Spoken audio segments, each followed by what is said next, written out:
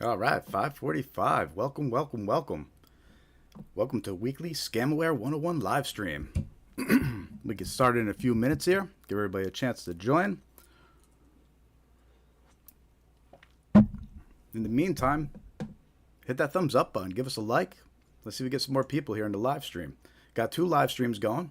We got a vertical live stream and a widescreen live stream. So we got two chats going. So I'll be bouncing back and forth between the two chats. So if I'm a little slow in answering, that's why. Hey, Dave, welcome back. Good to see you.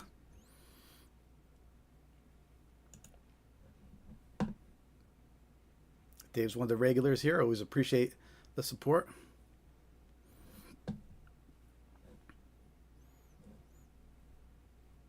I'm excited to do this week's live stream. We had to skip last week's, but we're heading in head first this week into some common scams.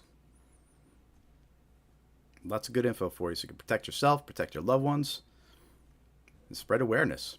Spread awareness of these scams. As a community, we need to protect each other. We need to let them know what's going on, let them know the scams that are circulating. Awareness is key. Awareness is key, and it's important. Because these scammers, they're getting better at what they do. They're getting trickier. They're always coming up with new narratives, new scams, and new ways to trick people. Everybody's vulnerable to being scammed. One off day, one day, you answer the phone, you're half asleep, you're not thinking, and next thing you know, you're getting scammed out of your bank account. So super important to be aware.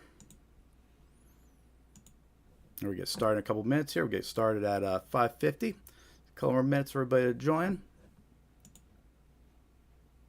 And again, in the meantime, hit that thumbs up button. If you haven't subscribed to our free email list yet, check out scamware101.com and you hit join mailing list. Make sure to confirm. We have it set up so you have to confirm your email. So make sure to check that junk mail folder and see if the confirmation email went there. We'll send out reminders. We'll let you know when we're doing our live streams. We'll share some useful scam awareness tips with you on our free mailing list on scamware101.com.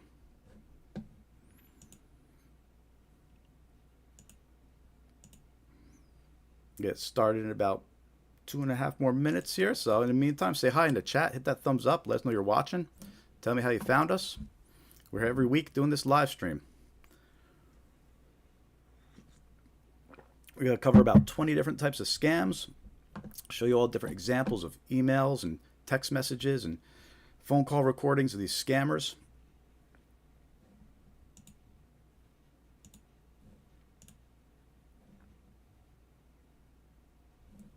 Get started in 2 minutes here at 5:50.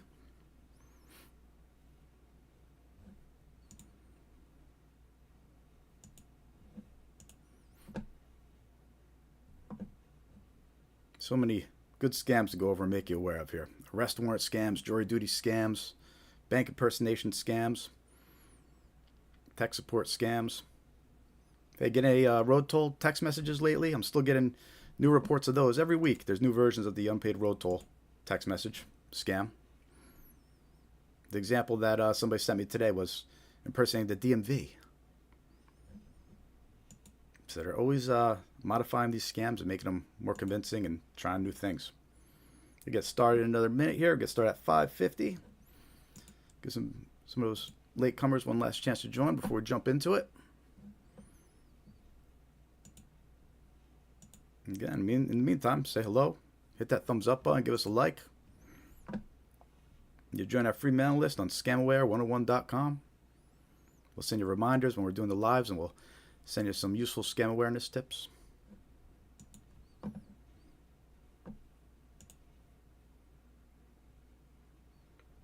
Get started in a minute. Looks like the connection's good. If the connection starts getting bad, let me know in the chat and I'll reconnect. But last couple live streams have been pretty good.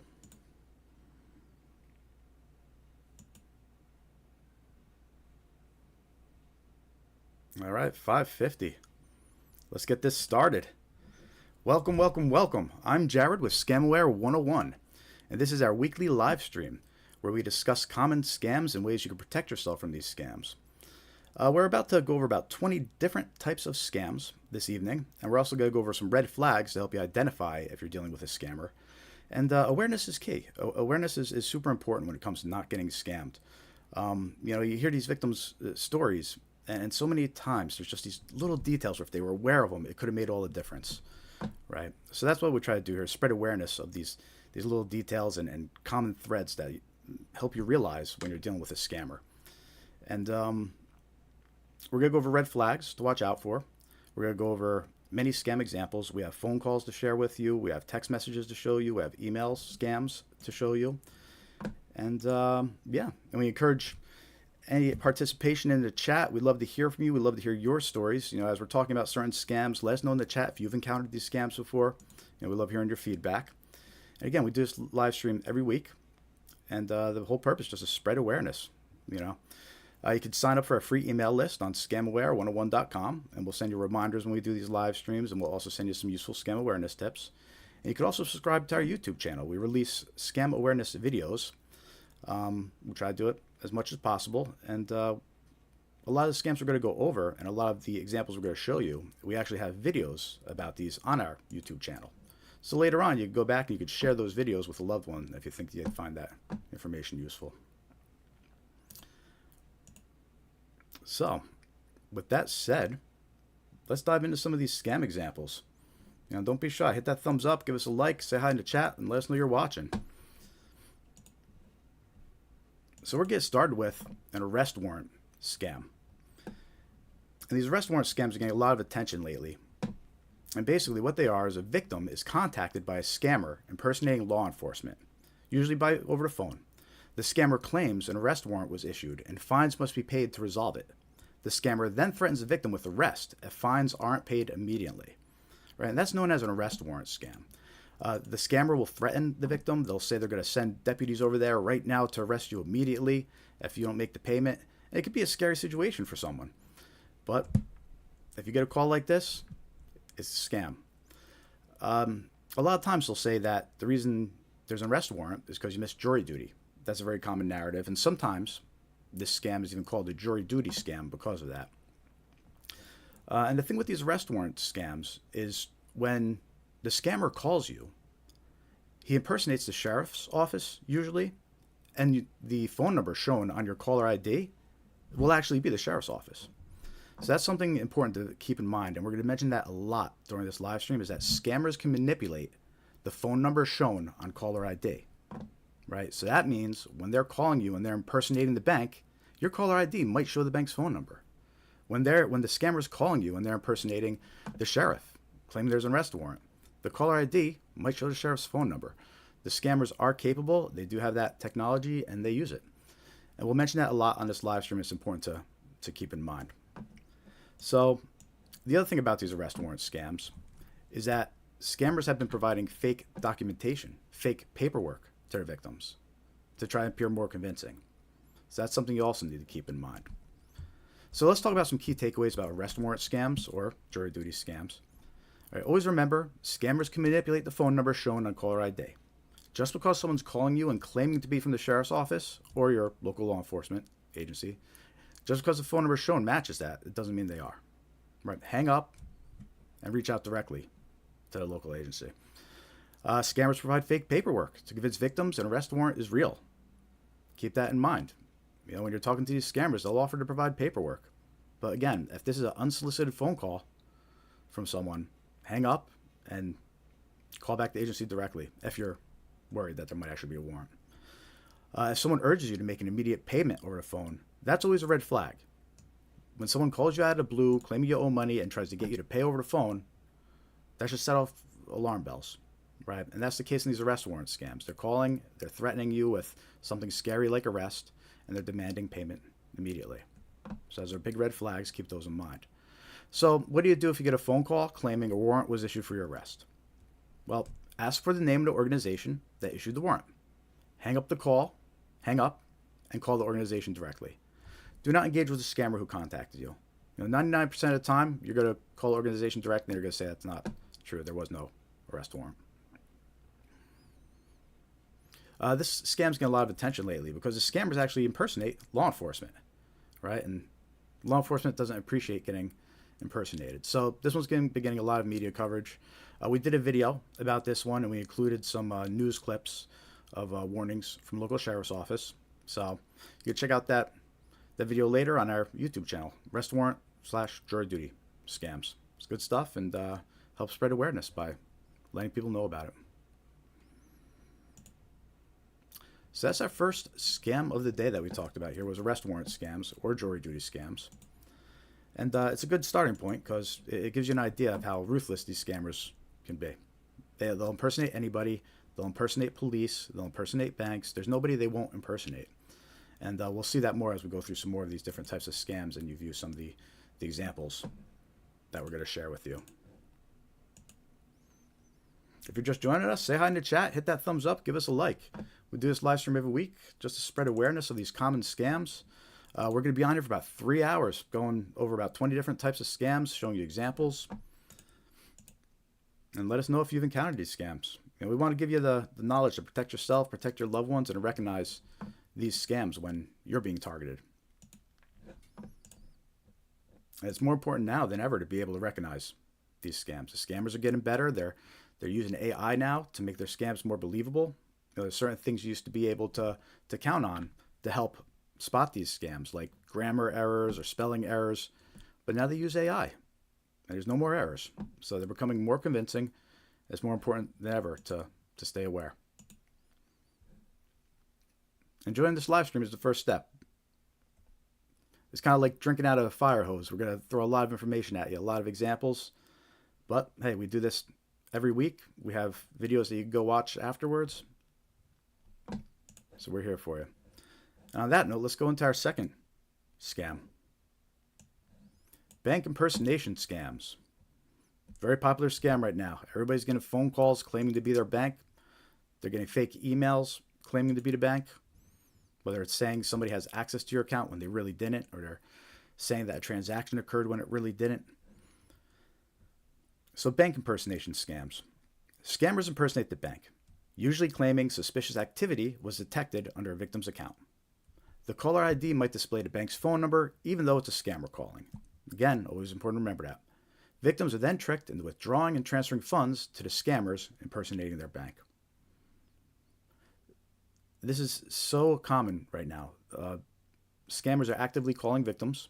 First, they try to call them. The caller ID will show the bank's phone number, even though it's a scammer calling. And so many times we hear from victims the reason why they fell for this scam was because they saw the bank's phone number on the caller ID. Right? They thought they could trust the caller ID, and they figured, okay, this must be real. If the caller ID has my bank's phone number, it must be real. But it's not. The scammers know how to manipulate caller ID. So they're calling you up, and a lot of times these scammers will know what bank you use. Sadly, a lot of our personal information is out there. They know a lot about us. We'll talk more about that later. But a lot of times, scammers know what bank you use. So they'll call you up, and they know what bank to impersonate. And they may even have your account number as well to be even more convincing. So anyway, this is how the scam goes. They reach out to you over the phone.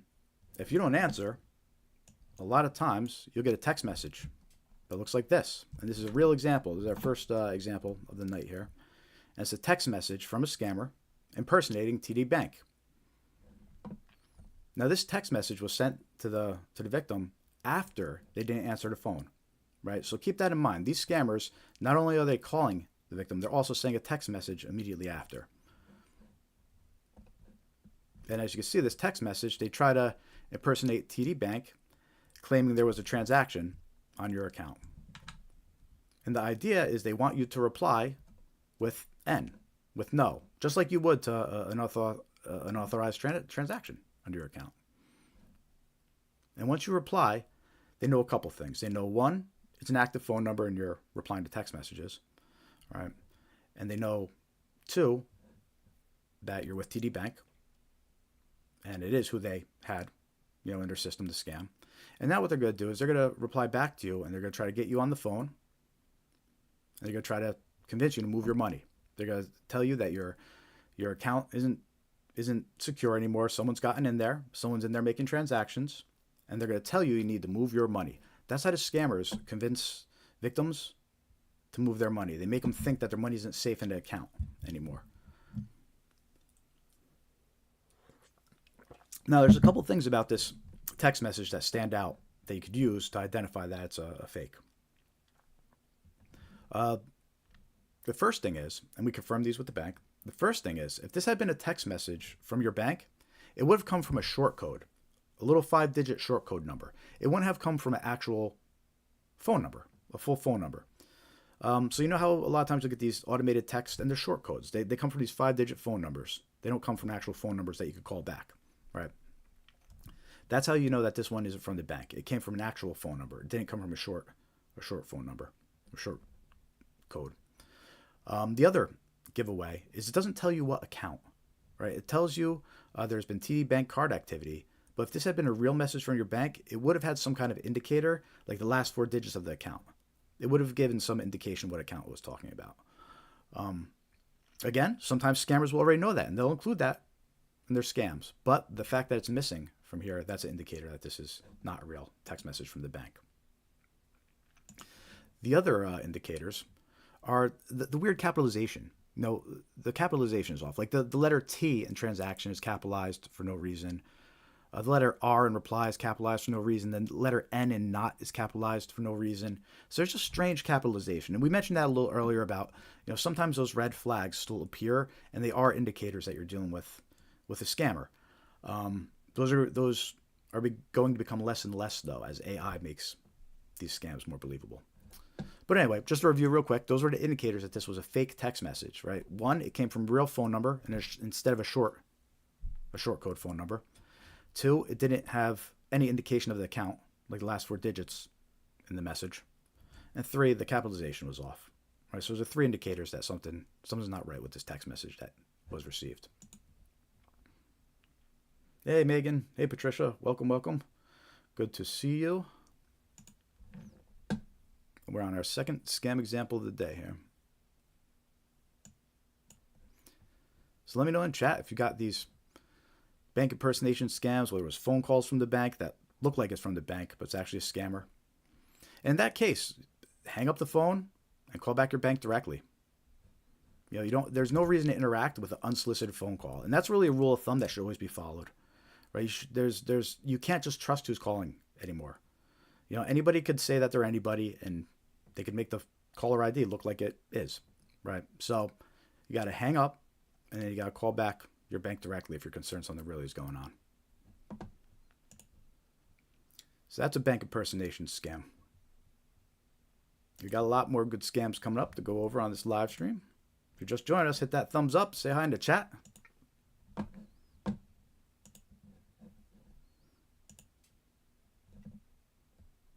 The next scam we're going to talk about are tech support scams.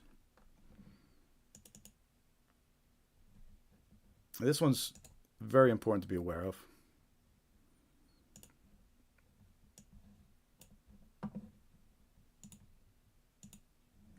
So tech support scams. That's when a fake virus alert displays a tech support number to call for help. You'll be browsing the internet, minding your own business, and then all of a sudden, boom, a pop-up comes up and it says you're infected with a virus. But never fear, it has a phone number to call and they're going to help. Right? A lot of times the phone number, they'll say that's Microsoft support. Or they'll impersonate your antivirus software. They'll say it's McAfee support. But if you call that phone number, it's going to connect you to a scammer. And what's interesting about this scam is it tricks the victim into calling them. So the victim actually has their guard down. Because the victim's calling them, it doesn't occur to them that they're actually calling a scammer. Whereas when the call's coming to you, you have your guard up, right? But when you're making a call, you let your guard down. You don't realize you're actually calling a scammer. So that's what these fake tech support scams rely on. And I'm going to show you a bunch of examples of these fake virus alerts that you might encounter. And it's important to be aware that this type of scam, it targets all devices when you're browsing the internet. It doesn't matter if you're on an Apple device, a Windows device, you're using your iPhone, you're using your computer. If you're browsing the internet, there's a chance that you could run into these fake pop-ups that are made to look like they're virus alerts. So let me show you a couple examples of what these might look like. I'm going to start with some generic examples, and then I'll show you some of the more convincing examples. So here's the first example of a fake virus alert that leads up to a tech support scam. And a lot of these examples, you'll see that they follow the same kind of theme. They have big, scary red letters, all capitalized, warning, 5 viruses detected. They usually list a whole bunch of scary things that could happen. In this case, it says system crashing, file deletion, theft of personal data, Wi-Fi loss, infections on your other devices, right? Scary stuff. And then it says, call us immediately at, but if you call that phone number, you'll be connected to a scammer. And a scammer is going to ask for access to your PC, and then it's all downhill from there. It's not good. Once they have access to your PC, they're going to try to get your bank accounts. They're going to try to steal your passwords. It's not good. That's why these fake tech support scams and fake virus alerts are so common. Here's another example. It follows the same theme. Warning, check your computer now. Data exposed to risk, your credit card details, your email passwords, Facebook, private photos. It says, call this number immediately for assistance on how to remove viruses. But if you call, you'll be connected to a scammer. And let me know in the chat if you've ever encountered any of these fake pop-ups. Here's another one. Warning, your computer may be infected. It says the system detected 2 potentially malicious viruses. Right. To remove viruses, call tech support now. But this is fake. And you see at the top, it's got a web address. So if you're a little computer savvy and, you can figure out, okay, this is actually just a fake web page that's made to look like a virus. But, this could fool someone, especially someone that doesn't really use the computer often, isn't too computer savvy. This thing pops up. Big scary red letters like that. Oh, I better call this number. If you call a number, you get connected to a scammer. So those were just some generic examples of these fake virus alerts that usually lead to a tech support scam.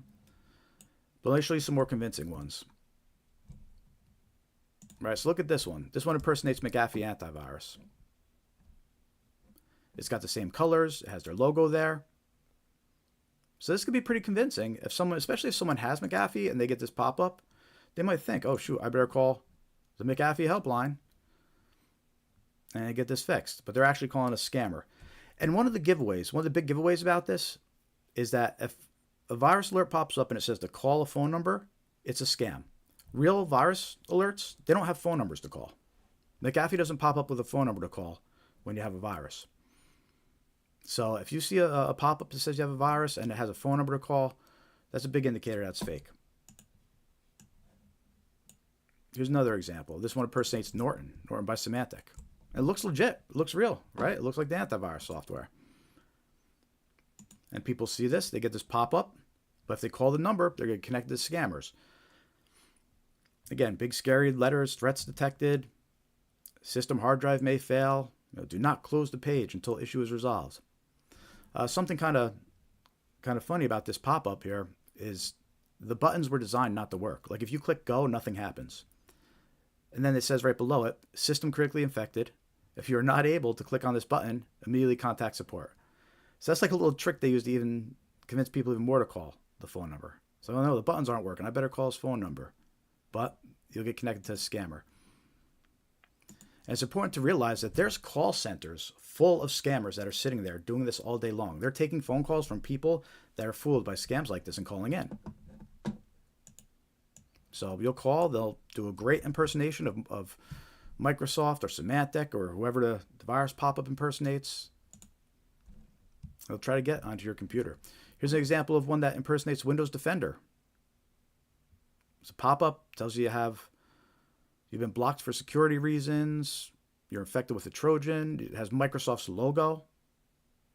Scammers don't care. They put Microsoft's logo on there, it says Microsoft right there, and this is contact Windows support.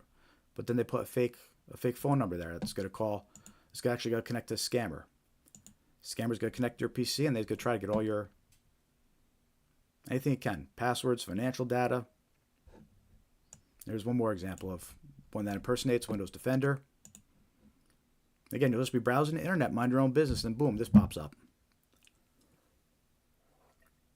Some of these fake pop-ups are obnoxious too. What they'll do is they'll play a sound on loop like, you've been infected, call this number, as it's kind of ridiculous. And they'll make it so you can't click out. If that happens, just turn off the computer. Hit the power button, unplug it. But yeah, see, here's the example. Impersonating Windows Defender. It's got the Windows Defender logo, the Microsoft logo. It says to contact Windows support, but that's not Windows number. That's going to call scammers that are trained and reading a script to try and get into all your bank accounts and steal everything you got. I got a couple more examples of these fake virus pop-ups that are part of this tech support scam. And I mentioned earlier that they target all devices. Doesn't matter if you're on a Windows computer or your iPhone. And here's an example of some that target Mac and Apple users, right? This one, you tell it opens in Safari. The virus found. Your Mac computer has 13 infections. Lists a whole bunch of scary things. This one says Apple firewall warning. So this one tries to make you think this is a pop-up from the firewall. And data at risk. Your credit card details, your email passwords, Facebook, your private photos, your webcam could be accessed remotely, right? So it's scary stuff. And someone might get this pop-up and call that phone number. And again, you can see this one targets Safari and Apple users. Here's another one. This one impersonates AppleCare. Warning, macOS is infected with viruses and other malicious applications. Please call Apple support. But that's not Apple support's phone number. It's a scammer's phone number. You're going to call a call center full of scammers. They're going to answer. They'll impersonate Apple. But they're going to try to get on your computer, and then you're in trouble. So our last example of a fake virus pop-up that leads to a tech support scam. And this is another Apple one. It's got the Apple logo, right? Warning, macOS is infected with spyware. It says call the Apple helpline. But again, if you call, be connected to a scammer. It's going to try to take everything you got. So these were all examples of fake virus alerts that can pop up on your screen. Just browsing the internet, whether you're on your mobile phone, your computer. They're targeting everybody with these pop-ups.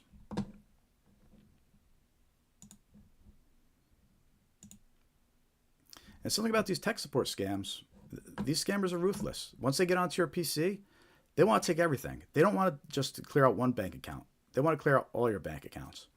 All right, so they'll get onto your PC and they'll tell the victim. They'll say somebody's got access to your bank accounts. You need to log in right now so we can take a look at activity. But that's all part of the scam. They're actually tricking the victim into letting these fake tech support people into their bank accounts. Never let a stranger onto your PC remotely. And we'll talk about that more on our red flags. But once you let somebody onto your PC like this remotely, they can install software. It lets them on in the future anytime they want. It's not good. So anyway, it's known as a tech support scam. They trick the victim into thinking something's wrong with their computer, whether it's a virus or corruption, and they try to trick them into calling this phone number for tech support to help.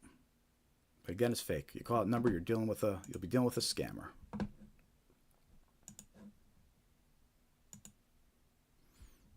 How are you all doing out there? Let me know if you're watching.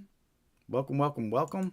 See a couple more people join the live stream. Thank you for joining. Welcome to our live stream. We do this every week. I'm Jared with Scamware 101.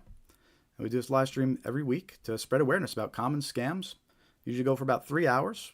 We just started. We're only about maybe half an hour in, not even yet. So we got plenty more to go. Lots of scams to make you aware of and examples to share with you from fake email scams to text message scams to some phone call recordings. So all good stuff to be aware of so you can protect yourself and protect your loved ones from these scammers because they're out there and they want to take everything you got.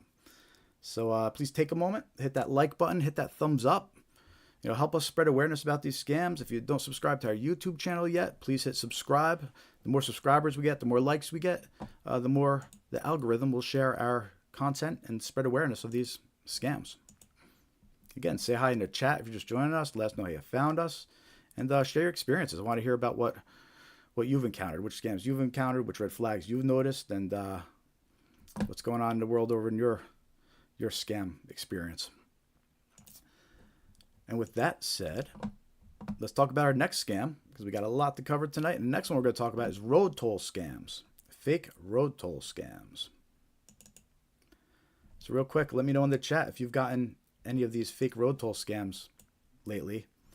It's pretty much the number one scam going around. It seems to be targeting everybody at this point, and everybody seems to have an example to share with me of one of these unpaid road toll scams. I just got one today that impersonates the DMV. So every week they're changing around what the text says, and they're sending them out.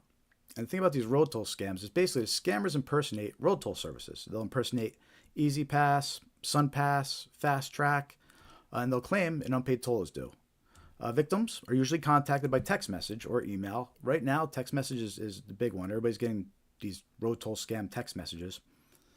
All right, and the text message will contain a link to pay the toll.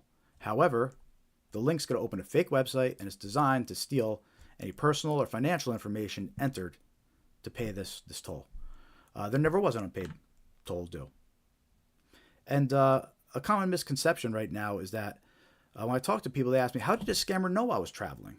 I was talking to somebody this week, and they were so confused because he got a text message, and he's like, how did they know that I was, driving through Massachusetts? And they didn't. It's just they're sending out so many of these text messages to so many people. It's a numbers game to them. They know that some people would indeed have, driven through Massachusetts. So it's even more convincing in the case when they get those text messages. Just like they know some people, when they target them with SunPass, some people are actually going to be from Florida and use SunPass. Or family has visited Florida, and use SunPass. A lot of times these unpaid road toll scams, they'll pick up during the holidays. And I thought this would actually slow down after the last holidays, towards the end of last year, but they actually picked up. They picked up even more. So the organizations that are behind these fake road toll text messages, they have the technology to send out hundreds of thousands of text messages a day.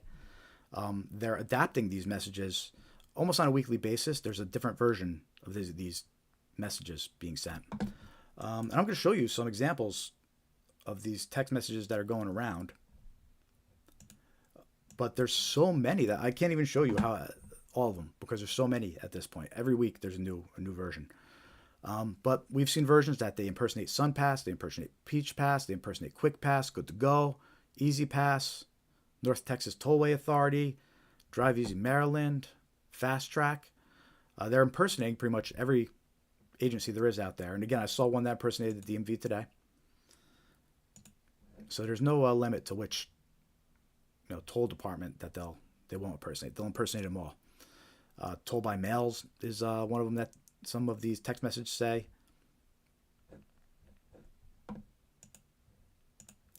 And just to show you some examples of how these fake unpaid road toll text messages might look. This is what the earliest versions looked like.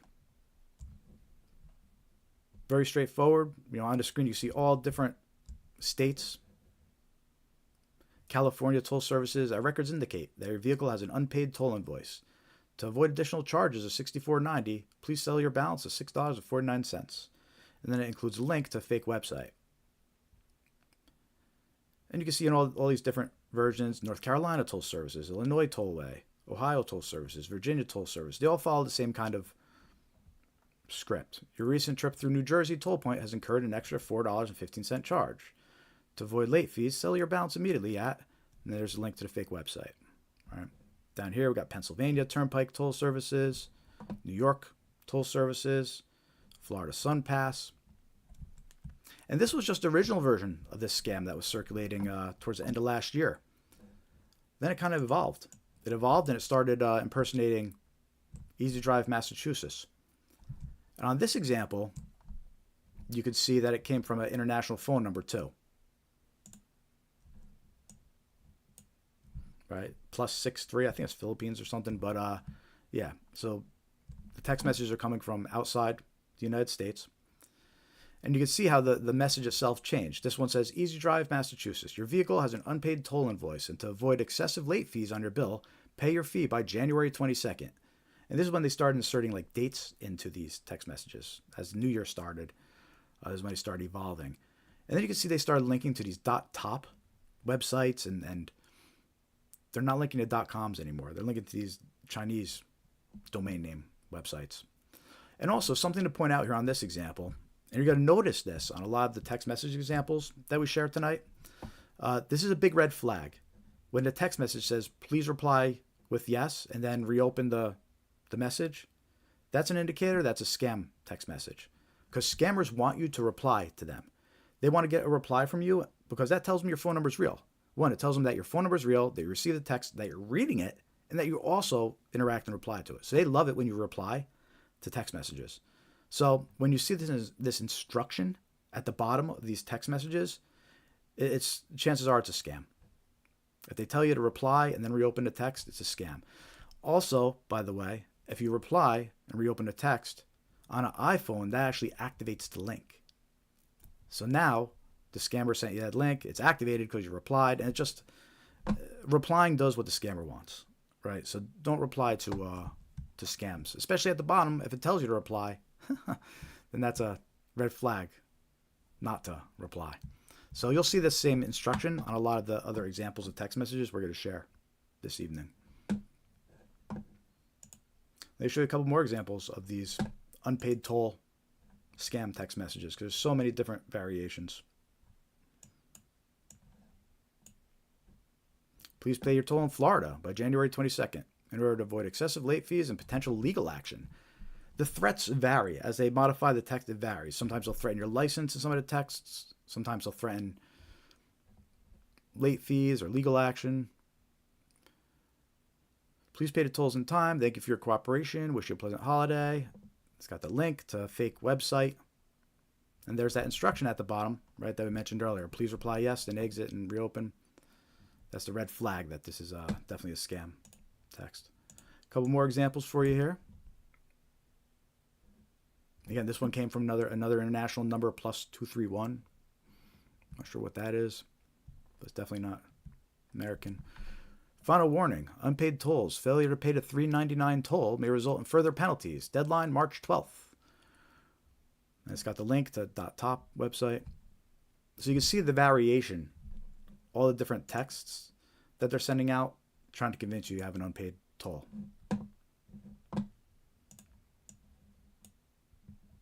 There's another one. This one impersonates Fast Track. That's the California toll service. Pay your Fast Track lane tolls by January 24th to avoid a fine and keep your license. And at the bottom, it has that same little red flag there with the please reply yes and reopen. Be aware of. I have a lot more. Let me show you a couple more examples. There's so many text messages. I could fill up this whole live stream with different examples of this one scam. But here's one where they texted a attachment. It was a PDF attachment. And this is what the PDF attachment looked like. Toll violation notice. And that has the pay now link inside the attachment. Which, by the way, never open attachments from someone you don't know. You know, because in this case, you know, it was just a attachment with a link. But it could have been a virus. It could have been something malicious, and it could have destroyed the device. Or infected your computer with something that steals your personal information. So never open attachments that were unsolicited. And this would be an example of them. But you can see that the scammers behind this one, they've gotten creative. They're sending attachments. They're sending different versions of text messages. Every week there's a different version saying you have unpaid text. And it's a numbers game to them. They're just hitting so many people with this text. Hundreds of thousands of people are getting this unpaid road toll text message or a variation of it. And there's been warnings from all these agencies that they've been warning about it. Easy Pass has released a warning. The NY Thruway released this poster. What was it? New York Thruway. They had this poster hanging up showing a fake version and a real version, like a text that actually is from Easy Pass and one that isn't. So as far as these unpaid road toll text messages go, don't trust the links. Don't click on the links. Don't call the numbers. Don't do anything the text message tells you to, right? If you're concerned that you actually do owe a toll, go open your Easy Pass app or go to the official website and check that way. But don't click on links that came in from a text message. You can't trust links. You can't trust phone numbers. You can't trust links. You can't trust anything that was sent to you unsolicited.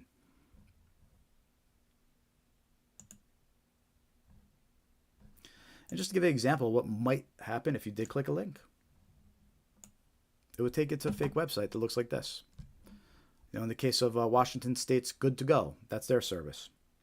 So if you had clicked on the link in one of those fake text messages, claiming you had unpaid toll, take you to a website, it looks like Washington, it's good. I mean, it looks legit, right? Same colors, logo, looks legit. But there's a fake website, scammer built. And then you click payment, and it takes you to the next page where they steal your payment details.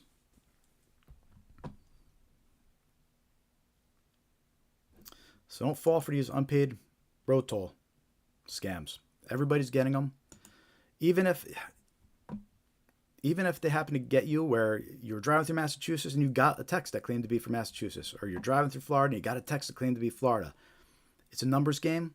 They just happen to luck out and send it to you. They don't really know you went through Florida. They don't really know you went through Massachusetts. So don't let that fool you into thinking that it's a legit notice or a legit invoice. So that's unpaid road toll scams. I mean, let me know in the chat if you received this text message. Everybody has. You know, I get them, and every week new versions are being sent to me. But I'd love to hear your experience, and let me know if you received these unpaid road toll text messages. If you know someone who has, if you know someone who fell for it, I want to hear about it in the chat. If you're just joining us, welcome. Hit that thumbs up. Give us a like. We do this every week. The Scam Awareness live stream every week, every Thursday, 5:45 p.m. Eastern Time. Our goal is to spread awareness. Spread awareness about these scams.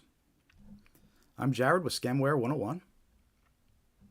And thank you for tuning in. We're going to be going for another 2 hours or so. So we got a lot more common scams to go over with you, a lot more examples to share. A lot of these scams that we're going over, we've done videos for them already. They're on our YouTube channel. So definitely subscribe to our YouTube channel and check back later. You could find the videos that share a lot of the same examples we share. In fact, this road toll scam video, we released a video about this scam towards the end of last year, right? So we were one of the first ones ringing the alarm about this scam. And it's evolved so much since then. But I think when we did this, there was only maybe 3,000 cases reported throughout the country. But now, I mean, it's one of the most common scams going around right now, these unpaid road toll scams. But yeah, we shared a lot more examples of this in that video on our channel, so check that out. And also, you can join our free email list, scamaware101.com, and click Join Mailing List. It's free. We'll send you reminders about when we're going to live stream, and we'll send you some useful scam awareness tips. If you haven't hit that like button yet, give us a like, hit that thumbs up, help us spread awareness. We'll see if we get some more people in the live stream right now.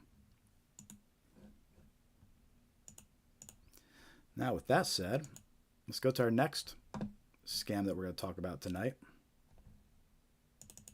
Wrong number scams. We did a video about this scam too, and it actually went viral, at least what I consider viral. We got over 98,000 views, which is really cool. It's one of our most popular videos. Wish all our videos got those views, but this one did, and it's pretty cool. But we got a lot of comments on that video of people, confirming they received the exact same text messages we're about to share with you, and the same pictures were sent to them. And so, yeah, wrong number scams, extremely common. And check out our video about it later too. But let's talk about these and what they are. So, wrong number scams. Scammers reach new victims by sending text messages to random phone numbers. When someone replies wrong number, the scammer attempts to continue the conversation and build a trust with the victim. As trust is gained, this type of scam evolves into either a romance or pig butchering scam that ultimately steals money from the trusting victim. Right. So these wrong number scams, if you've ever wondered why you've gotten so many text messages from wrong numbers, this is why. The purpose of a wrong number scam is they want the person to reply back and say wrong number. Or they want the person to reply back and say, who is this? So it's very easy for scammers to to target victims with these. They can literally send a text message that says any random thing. The text message could say something like, "Excuse me, is this Emma?" Or it could say, "Hey Anna, I'm Josie." Or it could just be a completely random message that you receive that says, "Hi." Right? Because these are all cases where someone might reply back and say, "Who is this?" Or, "No, you have the wrong number." And that's the goal. The scammer wants you to reply back with that. Because then they're going to try to continue the conversation. And let me show you some examples of how that conversation might progress.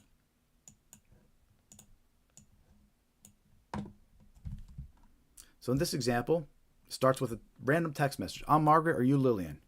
Person replies back, says, "I'm Izzy." Scammer says, "I'm really sorry. I think I made a mistake between your number and Lillian's number when saving. I hope I didn't disturb your good day." The victim replies back, "That's okay." All right, at this point, it should end. It's been clarified. There's a wrong number. There's no reason to keep on going back and forth. But the scammer is going to keep trying to talk to the person. They're going to try to get information. In this case, the scammer replies, "Thank you for your understanding and patience. You're a kind person. I hope you have a good day today. I'm 36 years old. Would you mind telling me your age?" And that's the information they're going to always try to get out of you. They're going to ask what your age is. They're going to ask what your name is, because usually they get to determine what your sex is from that. And they're going to ask where your location is. And then based on that information, they'll determine the best way to proceed with a scam. So a wrong number scam is basically the first part of a scam. It's a way to encounter and pull in new victims, and then it evolves into a different type of scam. Right? The first part is the wrong number ruse that pulls the victim in. And then the second part will be some other scam which tries to take the money.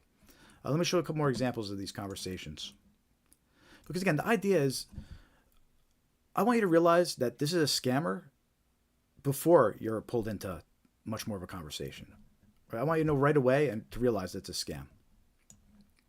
Here's another example. "Have a cup of coffee together sometime." Completely random message. Person receives it. Replies, "Who is this?" Person replies back, "This is my friend Laura. I'm Zoe." Person replies back, "Wrong number." Okay. At that point, you should stop. Scammer replies back, "I'm sorry. I thought this was Laura's number. I think I dialed the wrong number, area code. Hope I'm not bothering you." Okay, whatever. Person replies back, "No, you're good. Have a great day." Conversation should end at that point. But since this is a wrong number scam, the scammer's going to keep going. "Thank you for your kindness. I just realized I entered the wrong area code. Where are you from?" Right? So in this case, they're asking, "Where are you from?" If the conversation continued, they'll ask their age, they'll ask their name. So here's an example. This was one that I received. A friend received this one, and we decided to keep it going, and we'd use it as an example. So, completely unsolicited text message comes in, "Hi," right? Unknown number. We knew right away it was a scammer. They usually are. And by the way, I recommend not even replying at all. If you get something like this that says "Hi," don't even reply and ask who it is. It's going to be a scammer. You don't want to reply back. You reply back, it's going to activate any links they send you. They're going to know that your number's real and that someone's receiving the text messages. So my recommendation is do not engage at all. Do not engage at all with these unsolicited text messages that come in. But anyway, back to the example, right? We get the message that says "Hi." We reply back, "Hi, who's this?" Replies back, "I'm Karina. Are you David? We met last week at Linda's party. You picked this number for me," right? So they'll give you some stories sometimes like that. I reply back just like anybody else. We said, "Hi, sorry, you have the wrong number." Right? At that point, if this had not been a scammer, it should have stopped, but it is a scammer. It says, "Oh my gosh, I checked. I found out I entered the wrong area code. I hope this doesn't bother you." We reply back, "That's okay. No problem." Okay. At that point, again, it should have been over. It should have been over a couple times right now, but the scammer continues. "Thank you very much. You're a very friendly and polite person. I hope we could be friends. Nice to meet you. My name is Karina. What can I call you?" We decided to mess with. We replied back and said Pat. All right, and then they replied back, "You have a beautiful name. I'm from Malaysia and currently living in Los Angeles. Where do you live?" Right? So they're asking my name. They're asking where I live. If I kept talking to them, they were going to ask my age. Right? But we cut it off at this point because we know it's a scam. And don't interact with strangers that just text you randomly, right? I mean, we learned this as little kids. Don't interact with strangers, and that goes for adults too when it comes to things like this. There's no reason, you don't know who's on the other end of this text message. And when it comes to making friends through a text message, the odds indicate it's going to be a scammer, right? Because we know they're doing this. I know you want to be friendly, right? You want to be friendly in case somebody really has a wrong number. You want to reply back and say, I'm sorry, you got a wrong number, but it's better not even to reply at all. You don't want them even knowing that you saw the message. Best thing you do is just hit report as junk and block him. Don't get pulled in to engage with these scammers.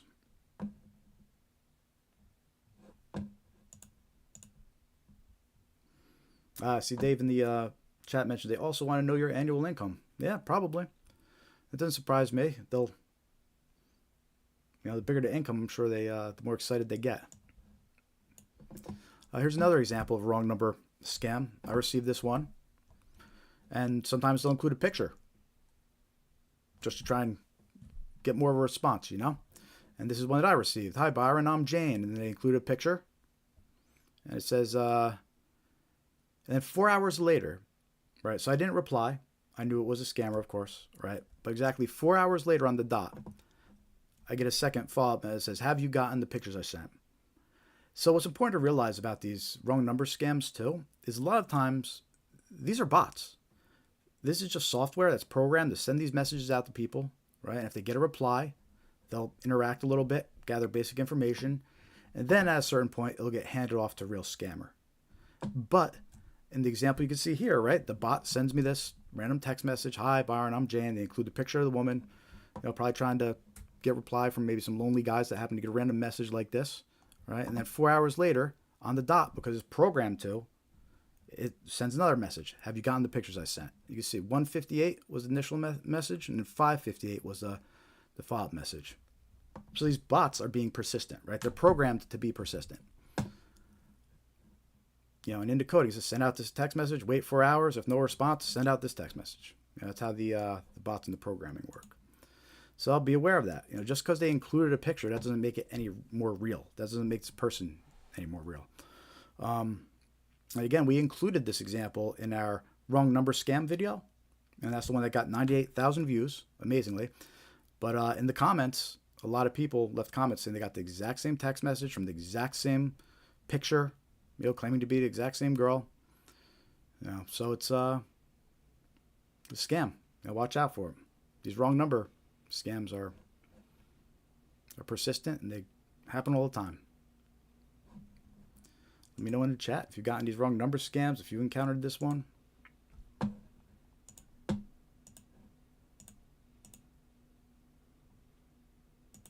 We're right on schedule here. Sweet.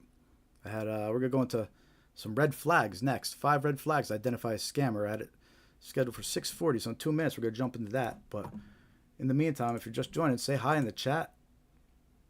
Let me know you're watching. Hit that thumbs up if you haven't yet. Let's see if we get some more people in this live stream. We're gonna be going for about at least 2 more hours. We usually go to at least 8:45, usually till after 9.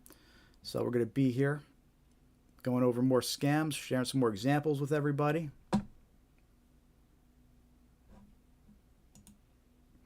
Haven't joined our free email list yet? Check it out. Go to scamaware101.com and you click join mailing list.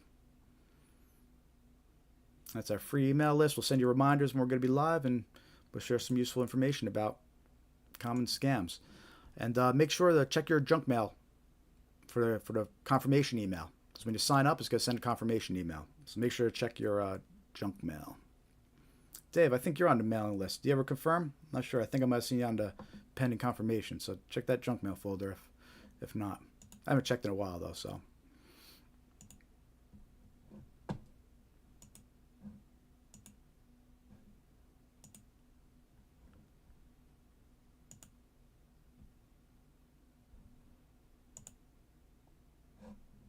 All right, we're going to get into red flags here. Just getting my slides up.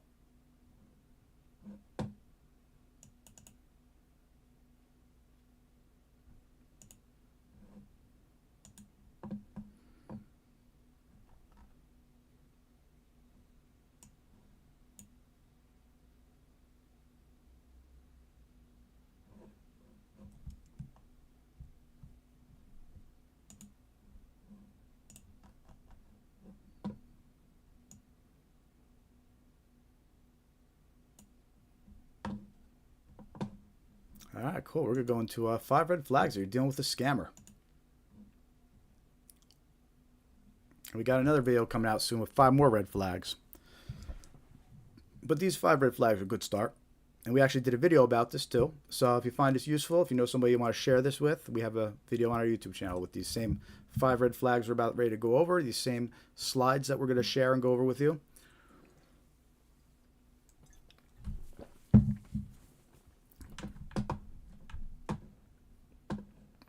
All right. So 5 red flags that you're dealing with a scammer. So, you hear about the victims' stories, after the fact. And unfortunately, there's always these little red flags where if they were aware of them, these little details, a little red flag where if they were just aware of that, it would have been enough for them to realize that they were being scammed. Right? And unfortunately, you hear these victims' stories, and a lot of them never get the money back. Some of them lose their life savings. Some lose their retirement funds. Older folks, they lose everything that they spent years saving. It's really sad. And these scammers, they don't care. They're ruthless. They want to take it all. And as we hear their stories, there's just the little details, these little red flags. Would have been enough to stop it, right? So we compiled these 5 red flags, and it's not all of them, but it's a good starting point. It's like 5 of the most common ones. And if you run into any of these red flags that we're about to go over, it's a pretty good indicator that you're dealing with a scammer, and you need to stop, rethink the situation, maybe talk to somebody, get a second opinion about what's going on, because these red flags, they're a big deal. They're a big deal. Again, I can't tell you hear all the victim stories, and they always have a common thread, and a lot of time it's one of these red flags. All right, so let's go over these 5 red flags that you're dealing with a scammer. Hit that thumbs up button if you haven't yet. Let's get some more likes, some more people in here. So red flag number 1 that you're dealing with a scammer. They'll direct you to a third-party chat app like Telegram or WhatsApp to continue the conversation. Why do scammers like third-party chat apps like Telegram and WhatsApp? Well, it's easier to communicate with victims in other countries. It also offers more anonymity for the scammer to hide behind. Right? The scammer doesn't want to sit there trying to scam victims through text message back and forth all day. Right? They want to get them onto WhatsApp where they can share videos and pictures and pull them in even more.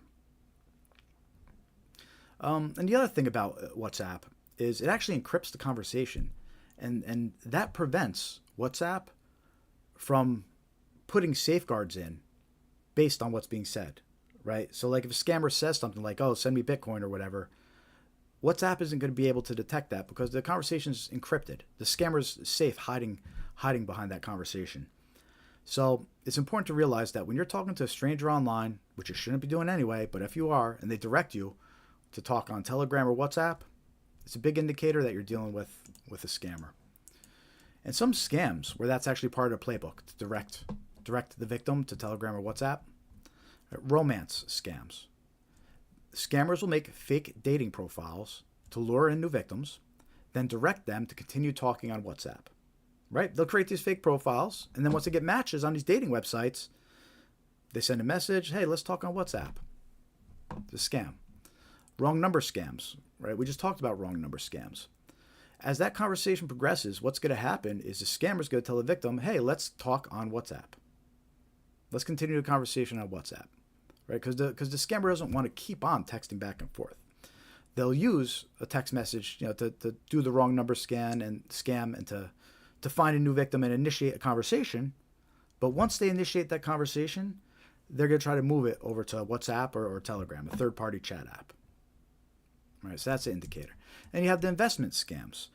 They'll direct the victim to a Telegram or WhatsApp group to pump up an investment or appear more legit. On Telegram, there could be a bunch of bots that are programmed to make that investment look legit. In WhatsApp, there might be a group of other scammers working together to convince you that there's interest in this investment. And those are all things that they wouldn't be able to just do in a text message, right? Scammers want to get you onto these third-party chat apps because they could use more against you, right? They could use videos and all that. Right? So that's red flag number 1 that you're dealing with a scammer. They try to get you to continue the conversation on a third-party chat app like Telegram or WhatsApp. Let me know if you've encountered that in the chat. Let's take a look at red flag number 2. This is a big one. They request payment in gift cards, prepaid cards, cryptocurrency, or depositing cash at a Bitcoin ATM. Look, out of all of these, that's the biggest red flag. First of all, if you get to the point where you're discussing gift cards and cryptocurrency, you're already pulled in too deep, right? You need to stop and reanalyze this whole situation, because you're getting towards the end of the scam where they're about ready to take that money from you, right? So why do scammers love these unusual forms of payment? So it's easier to move and transfer funds quickly. When they have you purchase these gift cards, all you do is you take pictures and send it to them. Boom. And they instantly are able to go get those funds and move them. Cryptocurrency, once they get the cryptocurrency, you're not going to get it back. Once you send that to them, it's very hard to recover that. Same thing depositing into Bitcoin ATM. Very hard to get that back once the scammer has it, once it's transferred. All right, so it's very hard for victims to recover the money as well. Also, keep in mind, none of these forms of payment are insured by your bank. A lot of people think that their money is safe with their bank. Oh, if something happens, it's secured. But what these scammers do is they trick the victims into withdrawing the money themselves. And once a victim withdraws the money and they're tricked into transferring it or purchasing Bitcoin or gift cards, the bank's not responsible for that. That's not considered fraud anymore to them at that point. Just you getting scammed withdrawing the money, the bank's not just going to cover that. So a lot of victims, they never get their funds back. They don't realize that that money is not going to be refunded by the bank. So where's a part of the playbook for these scammers where they request payment in gift cards, prepaid cards, cryptocurrency, go into Bitcoin ATM? Some scam examples where that's part of the playbook, right, are IRS and Social Security scams.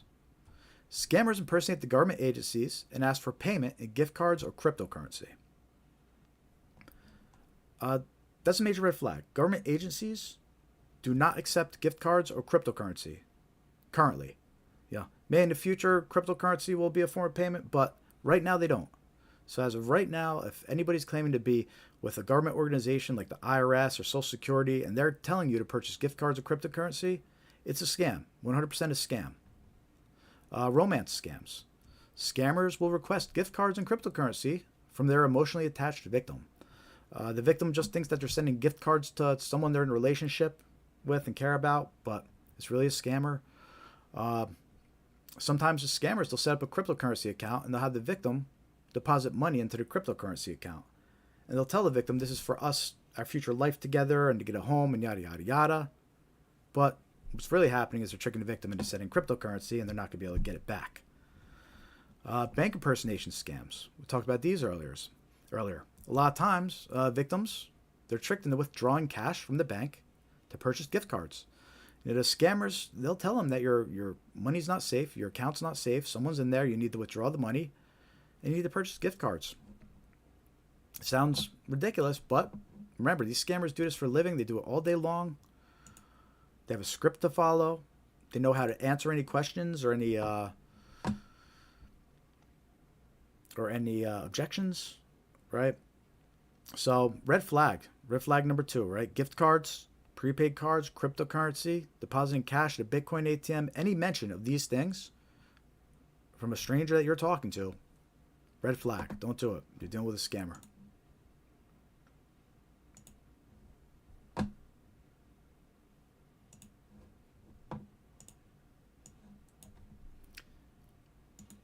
How we doing out there? Say hi in the chat. Hit that thumbs up. Let me know you're watching. We're going over common red flags to identify a scammer. Very important to know. And again, we have a video with these same slides that you could review later and share with your friends later too on our YouTube channel. Red flag number 3. They ask you to provide a code that was sent to your phone by text message. This scam is actually very common on marketplace type websites. So if you sell on like Facebook Marketplace or Craigslist, chances are you might run into this scam. And basically someone's posing as a seller or buyer, and they'll tell you that they need to, they just want to confirm your phone number is real or confirm your identity. And they'll ask you to reply back with a code. But they're tricking you. That's a scam. What they're actually trying to do is they're trying to open an account under your phone number. If you reply back with that code, you allow it. Or they're trying to log into an account that's linked to your phone number. If you reply back, you allow it. Or they're trying to reset your password. If you give them that code, you enable them to do so. So this is a big scam that they'll use. And just to get a little bit more specific where that's part of the playbook, okay, is like, for example, if they're trying to log into one of your accounts, a lot of times you'll get a code sent to your phone to confirm it's you. If you provide that code to the scammer, they'll put it in and they'll be allowed into your account. So you never want to reply to an individual with a code that they claim they're sending you. Password reset requests. Like we said, that providing the code will allow somebody to reset your password, and then they could access your account because now they have the password, right? And then the other one is a Google Voice scam. So what these scammers like to do is they like to create Google Voice accounts that they can continue scamming other people on, that they could use to call people and try to scam more victims, right? So with those Google Voice accounts, what they want to do is they want to create one that's linked to your phone number. It's a fraudulent Google Voice account, right? And they link it to your phone number, and by replying back to them with that code, you're allowing them to do so. All right. So never provide a code that an individual is claiming that they're sending to your phone. Don't trust it. It's a common scam. Tell them to find some other way to confirm who you are. They're trying to confirm your phone number is real. Just tell them to call it and you'll answer. Right? Like, don't provide codes. Oh, and by the way, if they call you and want you to tell them the code, don't tell them the code verbally either. Right? Never give a code to somebody that's claiming they sent you when they need it. And people run into that scam all the time on Facebook Marketplace. Red flag number 4. This is a good one. This goes back to our tech support scam that we mentioned earlier. That I showed you all the examples too. Red flag number 4. They ask to connect to your PC to assist or investigate an issue. Look, scammers, unfortunately, this is extremely common for them to do now. It's almost a default a lot of times when they're trying to get onto your PC. And here's why. Getting on your PC is a gold mine to a scammer. They could steal your logins, your passwords. A lot of times you'll have passwords or logins saved in Chrome, and they're able to extract that once they're on your PC. They could steal and encrypt your personal files, documents, and pictures, right? And hold them for ransom, force you to make a payment, blackmail you. They could attempt to access your online banking websites and other financial information you have on your PC. A lot of times when they're on your PC, they're impersonating a bank or support, and they're asking you to log into your bank account so they could assist you. But they're actually asking you to log into your bank accounts so they could get access to your bank accounts. So all the time, the victim thinks that they're dealing with somebody from the bank that's going to help them. Yeah, sure, I'll open all my bank accounts on my computer. You can connect. But they're actually letting a scammer connect and access the bank accounts. So it's a big red flag if somebody tries to access your PC or wants to access your PC. And when it comes down to allowing people to access your PC, really, you should only have a set, very few people that you should let onto your PC, right? You should never be calling a phone number on the internet and letting a stranger onto your PC, even if they claim to be tech support, right? If you had gotten that fake virus alert that says you're infected with the virus, you should have your own computer person that you call when you need help, whether it's the person at the local computer shop, maybe it's that family member that's good with PCs, computers, maybe it's somebody you work with, tech support, over at where you work, right? But it should be very limited to who you let actually onto your PC to help you. And you should never be calling random phone numbers and letting random people onto your PC remotely. Customer support, a lot of times they're scammers. Tech support, a lot of times it's scammers, and you don't realize it. So if there's ever a reason where somebody's telling you they need to get on your PC, be like, I have my own computer guy, I'll let them deal with it. Right? So what are some scams where connecting to your PC is part of the playbook? these fake virus alert and tech support scams that I just mentioned. It was one of the first scams we went over on the live stream earlier today. And basically, it's a fake pop-up. They trick victims into calling a fake tech support number. And the scammer, tells them, let me connect your PC to remove the virus. And that's how they get onto the victim's PC. They trick them into thinking that they're tech support. Fake order scams. The victim receives a notification about a fake order. We're going to be going over this scam in a little bit. But the victim calls a scammer thinking it's customer support, and the scammer asks for access to the PC to assist, right, as part of the scam. Red flag. And then you have this fake fraudulent activity narrative that's floating around, where victims are contacted by somebody impersonating a bank or impersonating an agency that's investigating fraud, and they'll ask to connect to the victim's PC to check for, let us get on your PC, we'll check for suspicious activity under your accounts. That's the narrative they'll use to trick the victim, right? But that's a scam. That's how they trick the victim into letting them onto their PC. Sure, you got to check my accounts. Let me let you connect. What do you need me to do? And then a scammer has them, right? So it's always a red flag if somebody's trying to connect to your PC, somebody you don't know, or a random support phone number. Only let someone you trust and know onto your PC. So that's red flag number 4. And then red flag number 5. They request that you keep the matter confidential or secret. Extremely common for scammers to ask for confidentiality. They don't want you to discuss the situation with other people, right? Because the more people you talk to, the more likely you'll be told it's a scam. So the scammers don't want you talking to anybody. They want you to keep it secret. They want you to keep it confidential. And they'll make up some convincing stories and tell you why you should. And for example, in a grandparent scam, which we're going to be going over in a little bit, that's when the scammer impersonates a relative, and they say that they need money. They're in jail. They need help for release, right? But the scammer will say they're embarrassed. The relative is embarrassed about their arrest and asked you not to tell anybody. So let's keep this secret for now and respect their wishes. That's a narrative, but that's part of the scam. They want them to keep it secret because someone might turn around and say, hey, that's a scam. Investment scams. They'll tell you they have an inside tip and not to share it with anybody. Or they'll tell you a price is just for you, so don't tell anybody that they gave you that price. But what they're really doing is they don't want you to tell anybody because people will be like, hey, you're getting scammed. Inheritance scams. They'll mail letters impersonating law offices regarding a fake inheritance. And we have an example of one of those letters. I'll show you later in the live stream. But in those letters, they'll request confidentiality. And an example I'll show you a little later. That's one of the things I'll point out. So yeah. And then the fake fraudulent activity. So remember how we talked about these scammers, they impersonate the bank, they'll call you, they'll impersonate the bank or an agency that's investigating fraud. Well, what they'll do is they'll request confidentiality from you. They'll tell you, since this is an active investigation, you can't tell anybody about this conversation or what's going on. And that's a scam. That's part of the scam. They'll say you'll ruin the investigation if you tell everybody what's happening. So, but that's how they try to trick the victim into keeping quiet. Because you don't want to ruin an investigation, then you're in trouble, right? So, but that's a lie. It's part of the scam. And it works. It works. So those are 5 red flags that you're dealing with a scammer.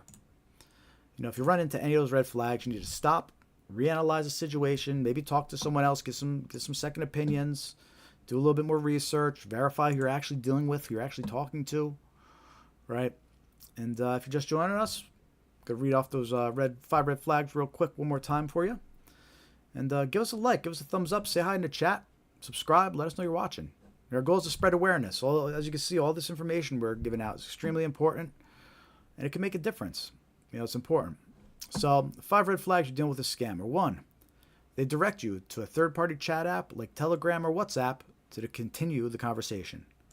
Again, it's much easier for scammers to work on their victims through a chat app than it is through like text messaging. So, they direct you to Telegram or WhatsApp. It's a big red flag. Red flag number 2. They request payment in gift cards, prepaid cards, cryptocurrency, or depositing cash at a Bitcoin ATM. And really, anytime you hear those words pop up, gift cards, prepaid cards, cryptocurrency, Bitcoin ATM, you hear those words pop up, it's red flag. It's red flag city right there. Because scammers, they love getting those unusual forms of payment because harder to retrieve. Once it's sent, they pretty much got it for good. You're not going to get it back. So that's red flag number 2. They request you to pay in gift cards, prepaid cards, cryptocurrency, or go to a Bitcoin ATM. Red flag number 3. They ask you to provide a code that was sent to your phone by text message. That's shady. Don't trust that request. That's what they do. They're trying to get into one of your accounts. They're trying to reset one of your accounts. They're trying to create a new account that's linked to your phone number. There's no reason you should provide a code that was sent to your phone to a stranger. Even if they tell you that's to verify your identity, don't trust it. It's extremely suspicious if individuals are asking you to provide codes they send to your phone. Don't do it. You'll run into that a lot on Facebook Marketplace. Very common scam. Red flag number 4. They ask you to connect to your PC to assist or investigate an issue. So red flag is used in tech support scams. They'll impersonate tech support and offer to connect to your PC. They'll offer to help you with customer service and connect to your PC, but it'll really be a scammer. And unfortunately, a lot of times the victim won't realize it because the victim was actually tricked into calling the fake phone number. So it's always red flag if a stranger or somebody's trying to connect to your PC. Only let trusted individuals work on your PC. And then red flag number 5, they request that you keep the matter confidential or secret. So we got a lot more examples that we're going to show you where that one comes up. And I mean, scammers don't want you talking to people about what's going on. The more people you tell, the more likely you are to be told it's a scam. So they want you to keep it secret. Scammers try to keep their victims on the phone. This way they can't go call somebody. When somebody's beeping through, they tell them not to answer. Right? So scammers are going to try to stop victims from talking with loved ones, whether it's telling them to keep it confidential and telling them a story why they got to keep it secret, or threatening them with repercussions if they don't keep it secret. So always red flag. Be alert and be aware of those warning signs that you're dealing with scammers. And again, I can't stress this enough. You read the victim's stories and these red flags, if they're just aware of them, they always pop up. Especially the gift cards and cryptocurrency one. Big red flags. Big red flags.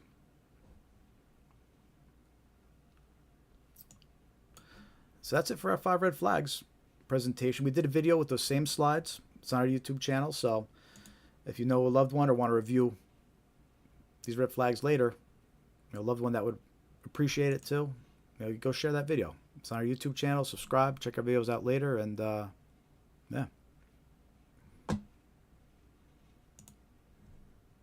How are we all doing out there? Say hi in the chat. Let me know you're watching. I see a couple new viewers. Good to see ya.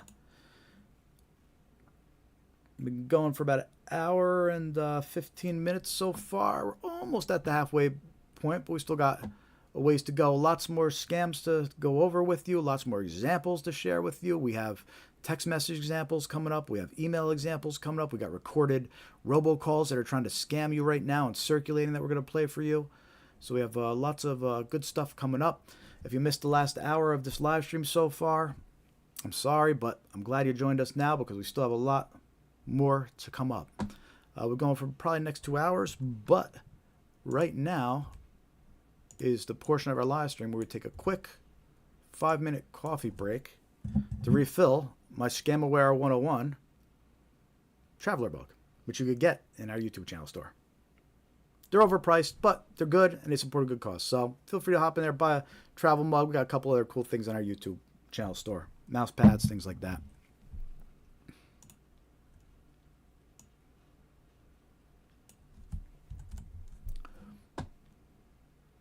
All right.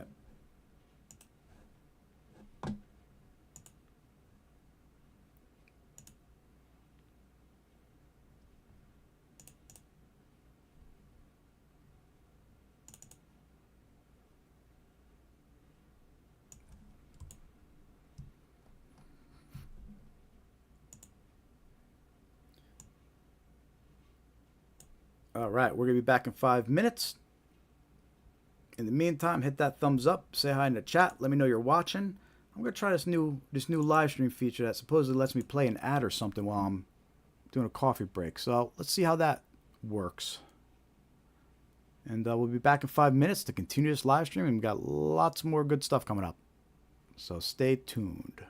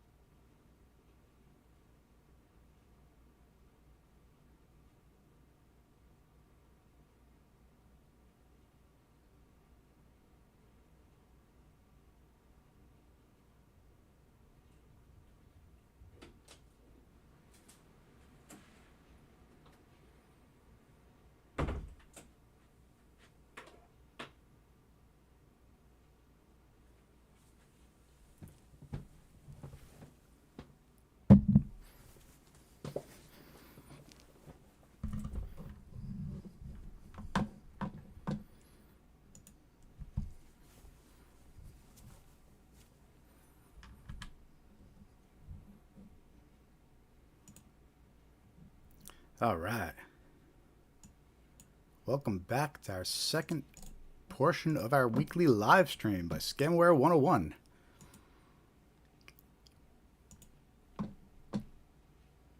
I am Jared, and if you're just joining us, tonight we're going over 20 different types of scams.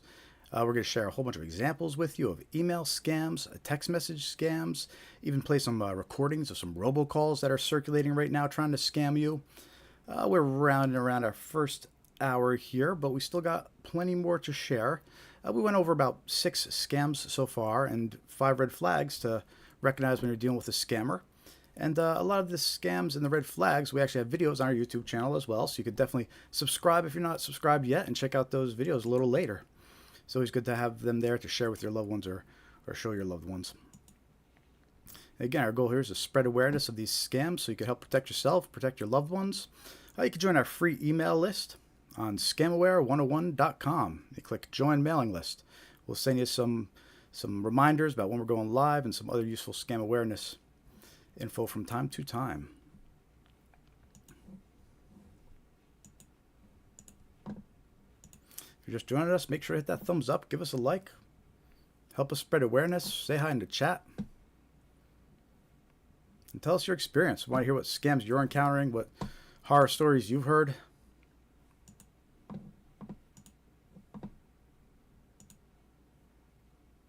It's up to the community to spread awareness and share with others what scams they're encountering and what to watch out for. And we're just trying to do our part here at Scamware 101 and put something good out there and try to stop some of these scammers and maybe make a little bit of a difference.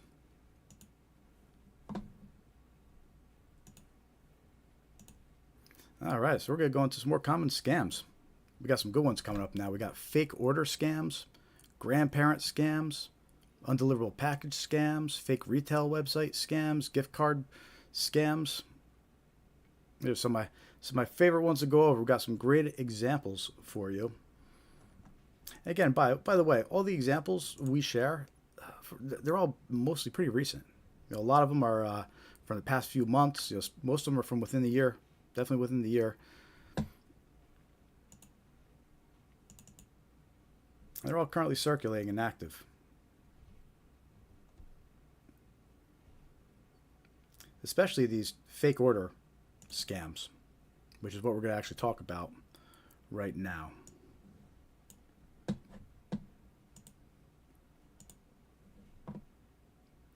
Fake order scams, or otherwise known as a fake purchase scam. Victims receive a fake notification that an order was made under their account. When the victim calls to dispute the fake order, a scammer impersonates customer support and attempts to steal their personal and financial information. So these fake order scams, they're extremely common right now, and victims are being targeted from every direction. There's text messages going out that are doing fake order scams. There's emails being sent that are fake order scams. And there's phone calls and robocalls being placed that are fake order scams. And the whole idea is to trick you or to trick the victim into thinking an order was placed and they need to dispute it, right? So victims will get an email saying that they purchased an iPhone, and if they didn't, call this number. Or they'll get a text message saying that they placed an order with Apple, but if they didn't, call this number. Or they'll get a phone call that says, we received your purchase of a PlayStation, but if you didn't, hit this number to dispute it.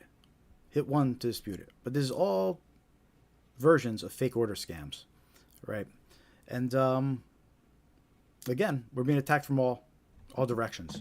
But I have examples of those to share with you, including, let's start with this text message. This one was reported to me by multiple people. And it's a text message that comes in. It says, we have noticed that your Apple iCloud ID was recently used at Apple Store for $143.95, paid by Apple Pay pre-authorization. Right, and then it goes on to say something about suspicious activity and these other things. But eventually it gets to where it says, call this number immediately to cancel this charge. Right? So the idea is for the victim to receive this text message, I didn't spend $143. Let me call this number to cancel the charge. If they call that number, they're going to be connected to a scammer. And that's how these fake order notifications work. They're meant to trick victims into calling a scammer. Similar to how the tech support scam that we went over earlier works, where it tricks the victim into calling for tech support. This one tricks them into calling to dispute an order. So this text message, again, it impersonates Apple, and it claims your Apple iCloud ID was used for an order, and it says to call a number.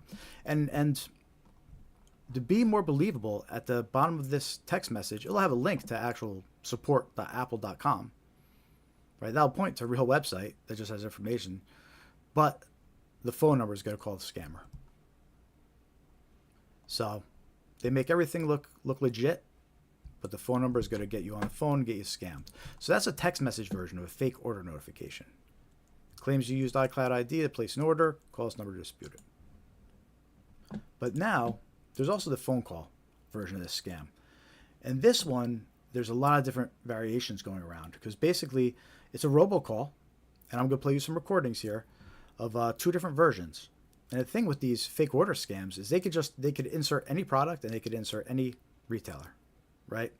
So in this first example, they're going to say a MacBook Pro was purchased under your Amazon account, and it's going to say hit 1 to dispute. All right, so let's take a listen to that robocall.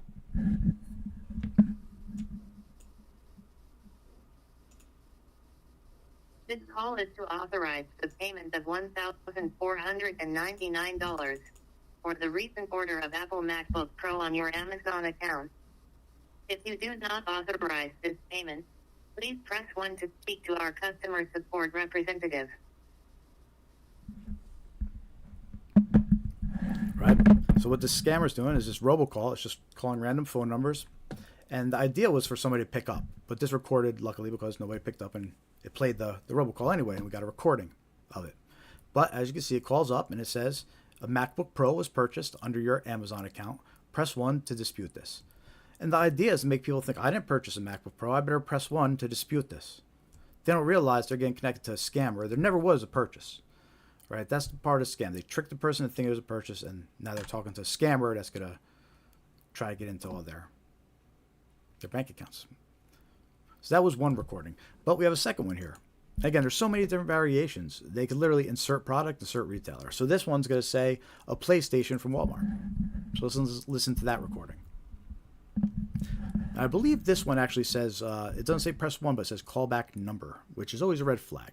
Someone leaves you a voicemail and then they don't say the number or anything in it. They just say callback number. That's a red flag. But anyway, let's listen to this example of a fake order notification scam. We are trying to contact you concerning an unverified purchase of PlayStation 5 Special Edition bundled with Pulse 3D headset being ordered from your Walmart account for an amount of $859.50. If you did not authorize this transaction or wish to cancel, please press 1 or return our call on same number at your earliest convenience. So that's an example of a fake order scam, robocall, right? It's meant to trick the victim into thinking that, uh-oh, there's been a PlayStation purchase under my Walmart account. I better call back this number and dispute it. But that's the scam. They call back the number, they're going to be connected to a scammer.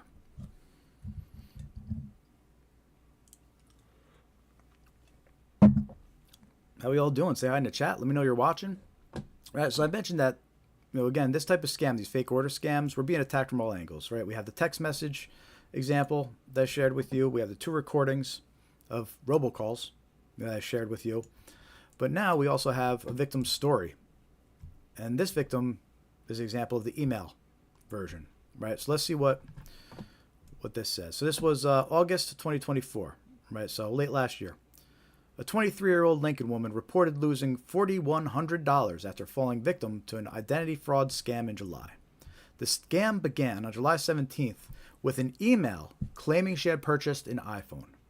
The woman called the number provided in the email to dispute the purchase and was told she had multiple accounts in her name across various states.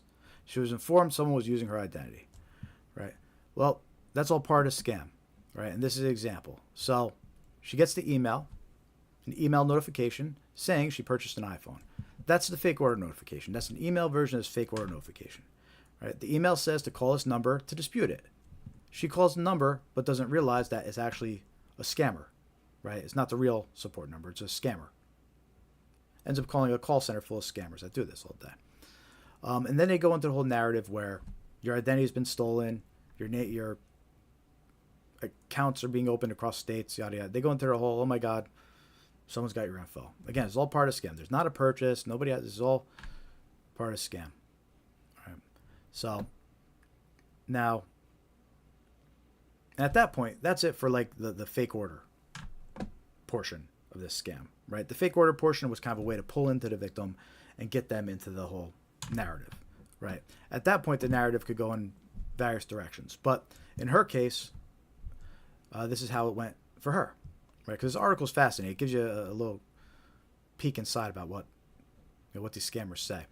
But according to police, after the scammers told this woman her identity was being used, according to police, scammers then connected the woman to a person posing as a CIA agent who instructed her to withdraw $3,600 from her bank account. The next day, she was directed to use the money to purchase Walmart cash cards and send photos and receipts. Additionally, the woman sent another $500 cash card to the scammers. All right, so here we are reading about a fake order scam. And did you see the red flag? This is why we included the gift card red flag.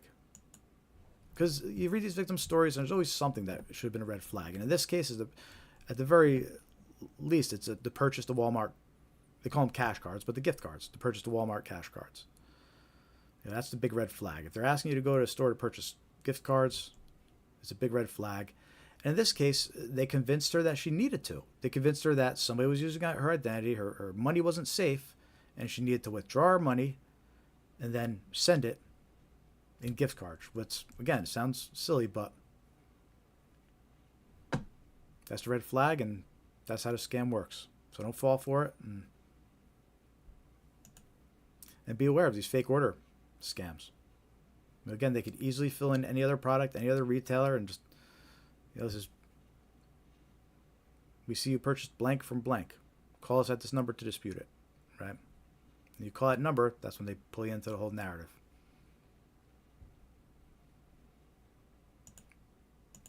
So if you do get a order notification, you could confirm it's real by logging into your actual account, right? If you get a notification from Amazon saying you placed an order, log into your actual Amazon account or the Amazon app and look at your order history. Don't click on any links or call any numbers that it claims. You could check your Amazon account directly. Or if you really want to talk to somebody, go to Amazon.com and find a phone number to call and call them directly. But don't trust phone numbers. Don't trust links. Unfortunately, that's where we're at when it comes to unsolicited contacts. And getting a random order notification would count as an unsolicited contact, right? So, you with me? Let me know in the chat. Let me know if you got any of these fake order scams coming your way, whether emails or text messages. I'm telling you, I get so many of the text message versions of this fake order scam coming in. This one, claims your iCloud ID was used. Multiple people sent this one to me.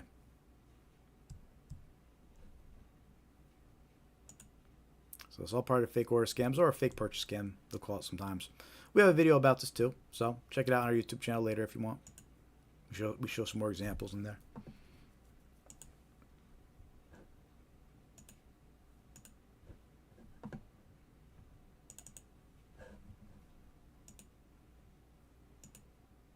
All right, this next scam is a grandparent scam.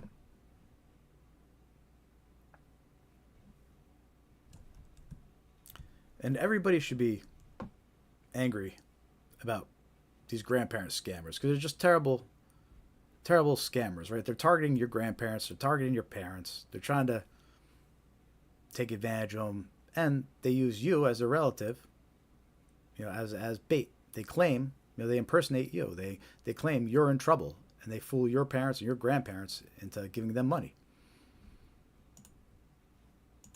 And it's known as a grandparent scam. And typically how it works is scammers impersonate. They'll call up their victim on the phone and they'll impersonate a relative claiming to be in jail and needing financial help. Victims, usually seniors, act quickly to assist their loved ones. The scammers will often impersonate law enforcement, court personnel, and lawyers to extract even more money from the victim. Right? So not only are they targeting your grandparents, your parents, using you as bait, telling them that you're in danger. Not only that, but what they also do is they impersonate all these different agencies to extract as much money as possible. First, they impersonate law enforcement. To get you out of jail, you gotta pay, right? Then they impersonate court personnel, right? To get you out and represented, you have to pay. Then they impersonate lawyers. So they just impersonate all these different agencies one after the other until there's no more money to take. And they use you as bait to take advantage of your parents and grandparents and loved ones. So everybody should be in an uproar about this type of scam. And we have some very interesting information and clips to share with you about this scam. And the first thing we're going to share here is an actual video clip of one of these scammers in the Dominican Republic trying to do a grandparent scam. A scam baiter known as, he goes by the name Scam Sandwich, one of these guys that actually, waste scammers' time and try to get into back at them and track them. He actually got into this scammer's computer and was able to watch him through his webcam. And what we're about to watch is known as an opener. And he opens these grandparent scams. Basically, he's the one that reaches out to the victim initially and feeds them this whole narrative. He's the one that impersonates you, he impersonates the police, and he gets the whole narrative going. He's known as an opener. Then he tells the victim to stand by, and he gets handed off to other scammers who then extract as much money as they can from the victim. But what we're about ready to watch is an opener. So if you ever wondered how somebody could fall for a grandparent scam, or how exactly it would work, or how somebody could possibly impersonate you when calling a parent or a grandparent, take a look at this video, and maybe you'll understand why so many people could actually fall for this. Here we go. Oh, Mom, I had a car accident. Huh? I had a car accident, Mom. Is this Linda?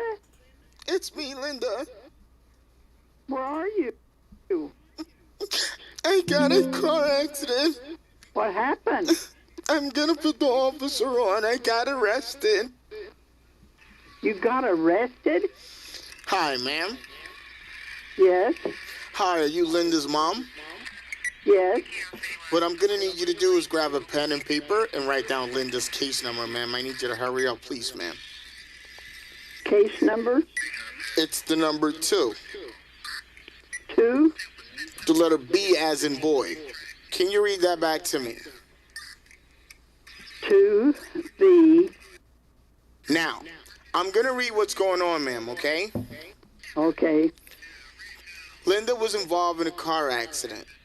It was stated in the police report. She admitted that was her fault. While she was driving, she was using her phone. That's what caused the accident, ma'am, okay? Oh, man. The woman that was driving the other vehicle was 7 months pregnant. We had to rush her into the nearby hospital. She might lose her baby. Oh, really? Yes. Now, we actually confiscated her cell phone for legal evidence, so she cannot receive or cannot make calls. This is going to be her only last call. Are you with me, ma'am? Yes, I am. Now, she actually wrote a note down here saying that she didn't want anyone to know about this. Let's honor her wish for right now because it's too much for her right now. That's what she's saying. Okay. What I'm going to need you to do, ma'am, is stay by the phone and wait for the lawyer to call, okay? Okay. Okay, bye-bye, ma'am. All right, bye. The next. Yeah, so that was an actual video of one of these grandparent scammers from the Dominican Republic opening what they call a grandparent scam. Again, and that's when he calls up the victim and he impersonates their loved one, impersonates their daughter in this case, crying. So it sounds like, okay, I guess it could be an upset daughter, right? And it's extremely convincing. And a couple interesting things to point out while we watch this, right? So first he impersonates the daughter, and then he starts impersonating the police officer, and he turns on the background noise, so it sounds like there's police scanners going on in the background. And he tells the victim that your daughter's phone has been confiscated, right? And he does that so the victim doesn't think to call the phone. Then he says the request for confidentiality, right? He says that your daughter's embarrassed about this and asks you not to tell anybody. So let's respect their wishes, right? So that's that red flag that we mentioned earlier about requesting the confidentiality, right? And then he asks her to stand by the phone for, a call back, and that's when he hands off the scam to the closers, who are the ones that extract all the money, right? So this guy, he was in the Dominican Republic, part of a group that was doing these grandparent scams. This was actually recorded from him, from his webcam by a scam baiter known as Scam Sandwich. Yeah. So, but it's a fascinating video. It gives you a peek about behind the scenes about how these grandparent scams work. And in fact, we have an article about grandparent scams being run out of the Dominican Republic right here. So, and it gives some interesting details about how this scam works. And it actually describes exactly what we just saw. It actually describes how the opening works and what we just watched in that video. But this is an article about some Dominican Republican scammers that were extradited to Newark Federal Court over New Jersey. And they were participating in a sprawling grandparent scam. And that's what we just talked about, was a grandparent scam in the video we watched. It said 11 Dominican nationals are charged in 19-count indictment. According to the indictment, the conspirators engaged in a long-running grandparent or family in need of bail scam against hundreds of seniors across the United States, including in New Jersey, New York, Pennsylvania, and Massachusetts. They led a network of call centers in the Dominican Republic, right? So that's important to remember. These are call centers full of scammers. They do this for a living. They answer the phones for a living, impersonate scammers. They call out impersonating scammers, or impersonating law enforcement, or in this case. As detailed in court filings, member of the conspiracy, referred to as openers, right? So that's just the video we just watched was an opener, called elderly victims in the United States and impersonated the victims' children, grandchildren, or other close relatives. So what we just listened to impersonated daughter. The call centers used technology to make it appear that the calls were coming from inside the United States. Always important to remember that they control what the caller ID shows. Just because the caller ID looks like might be local law enforcement doesn't mean it was. Typically, the victim was told that their grandchild had been in a car accident, was arrested in connection with an accident, and needed help. That's what we just heard. Once openers tricked victims into believing their loved ones were in dire trouble, other workers at the call centers known as closers allegedly impersonated defense attorneys, police officers, or court personnel and convinced victims to provide thousands of dollars in cash to help their loved ones. Yeah, so see how that scams work? You have the opener that we just listened to. He impersonates the grandchild and claims they've been in an accident, just like this says, and tells the victim to stand by. And then the cash was typically retrieved by couriers or mailed by victims.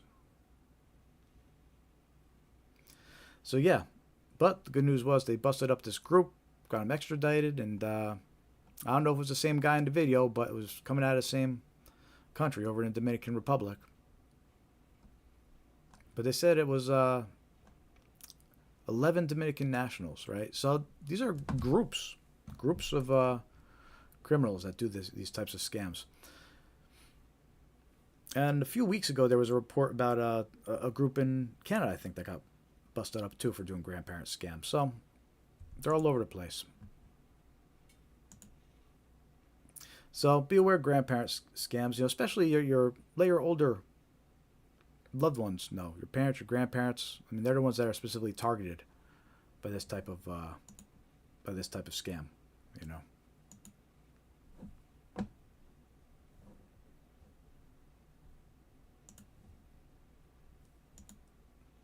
Yeah, see some new viewers. Awesome. Hit that thumbs up. Give us a like. Say hi in the chat. We do this live stream every week just to help spread awareness.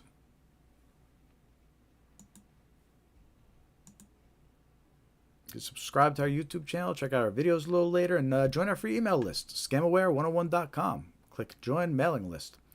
And we send you reminders when we're going to be live. We'll send you some useful scam awareness tips. All good stuff. We won't abuse the privilege, I promise. And you can unsubscribe at any time. But I don't think you will.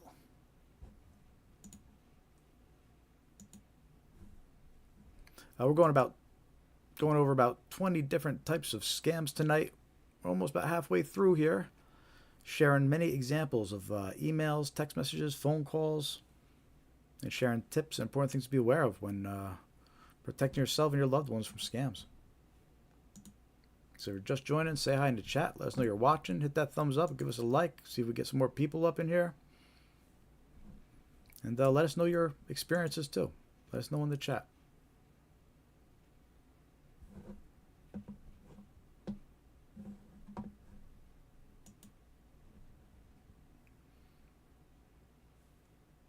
See, the vertical live stream says it might be lagging a little bit. If it is, let me know and I'll give it a restart.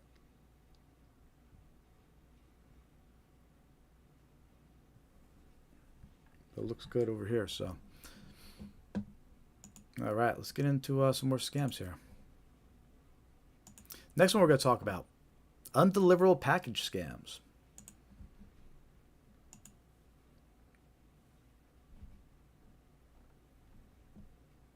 Just bear with me one sec, just getting that slide ready for you. Lots of good examples of these undeliverable package scams. Victims receive fake notifications about undeliverable packages and are asked to click a link to resolve. The link opens a fake website impersonating UPS, FedEx, or USPS. Any personal or financial details provided by the victim are stolen by the scammers. There never was a package. So this scam was extremely common during the holidays, and it's going to become common again soon enough. I mean, this year's almost halfway over, so it'll be coming soon.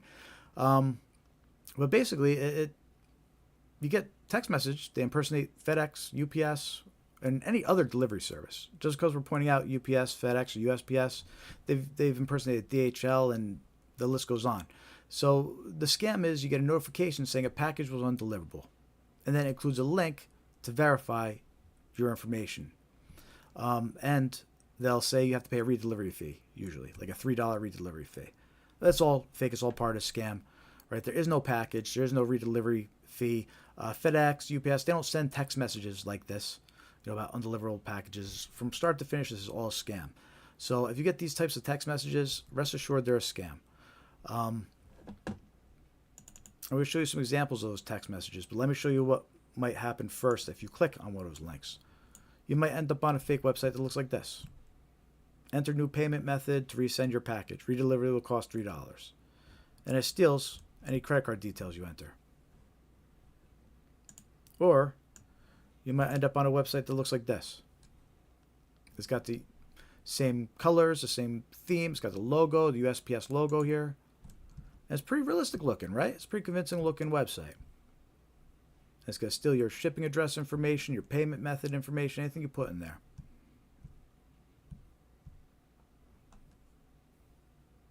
And let's take a look at some examples of what these undeliverable package text messages might look like.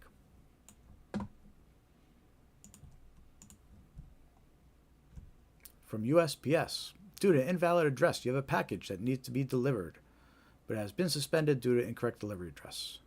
If you do not update your address before 24 hours, your package will be returned to sender. To delivery, because that's a spelling error, your package, please update your address by click the link below. So in this one, you can see like the grammar and spelling mistakes, things like that. But even though that's always a red flag, now that AI has become more common, we're going to see that less and less. These scams are going to start looking more and more realistic with better grammar and perfect spelling. But the important part is to recognize that this is a scam because you won't get text messages like these from USPS or FedEx. If you do, it's a scam. It includes a fake link that they want you to click, and that's how they steal your information. Here's another example. This was one I received. It was a group text someone created, and they renamed it to USPS, I guess to try and seem more legit.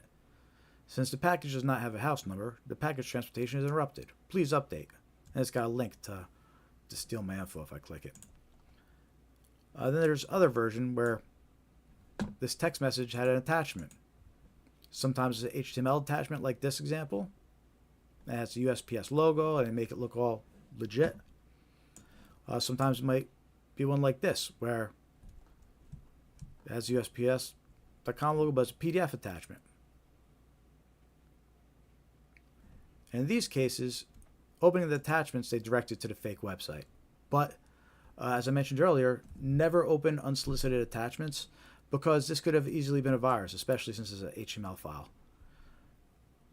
But there's an example of these undeliverable package notifications you might receive. All these different types of text messages you might get that are impersonating USPS or FedEx.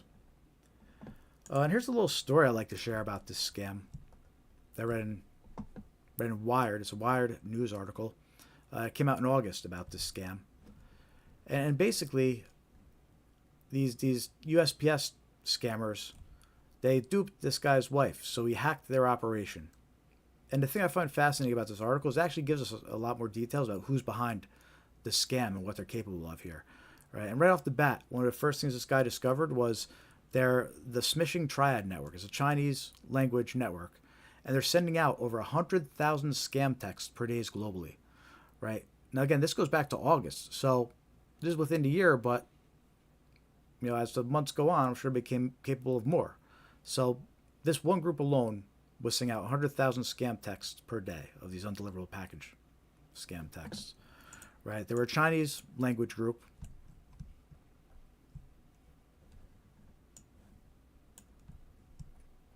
And he found that people entered, in total, almost 500,000 unique credit cards. So he saw 438,669 unique credit cards. So almost 500,000 credit cards people entered and provided to these scammers and fell for that scam. Said many people entered multiple cards. They had 50,000 email addresses logged across the United States. 20 were military or government email domains. So it sounds like military and government people are falling for this scam as well. But yeah, that gives you an idea of what these scammers are capable of. 100,000 scam text messages per day, and it's successful. They had almost 500,000, 500,000 unique credit cards they almost got. So that's why these scammers do this, because they're having success. People are falling for it. And this is probably why we get so many of these unpaid road toll text messages now.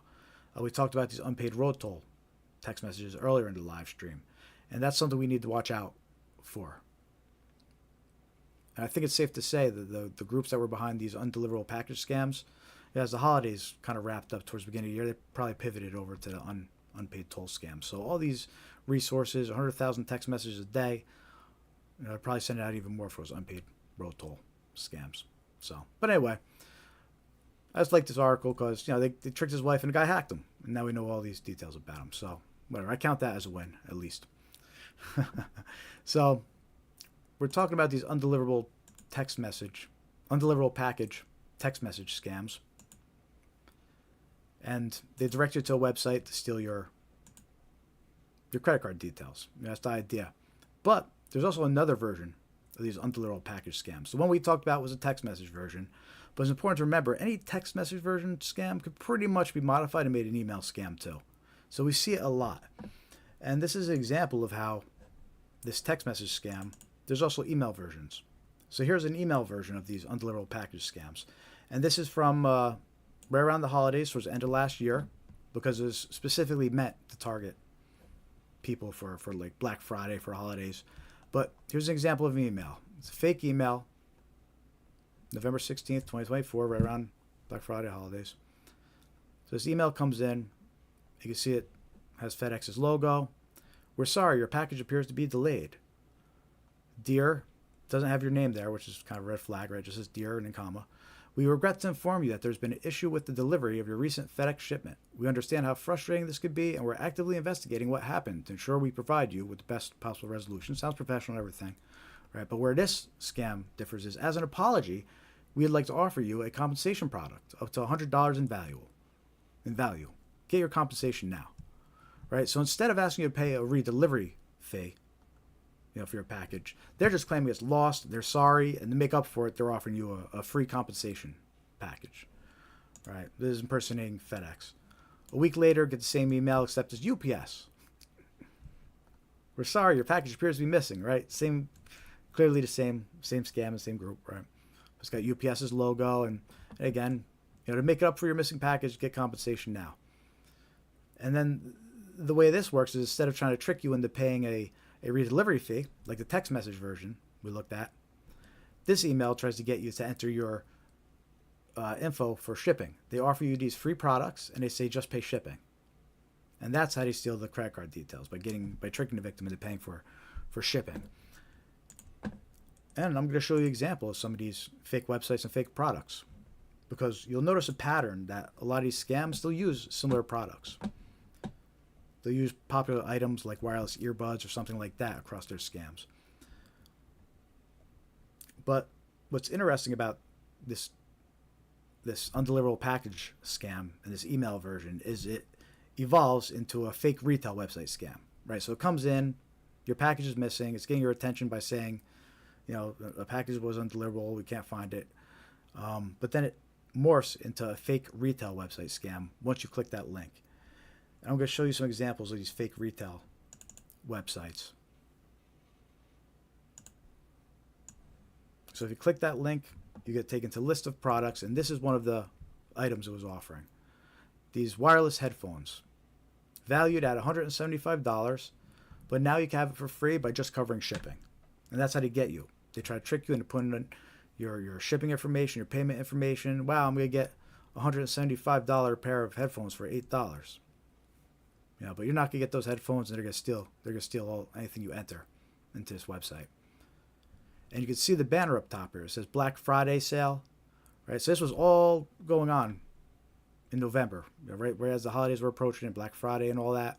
And the scammers know that. They know it. They use that info, and they use it to try and make it seem more realistic. So this is one item that was being offered as free compensation. Here's another one. Portable heater, right? Same Black Friday banner at the top.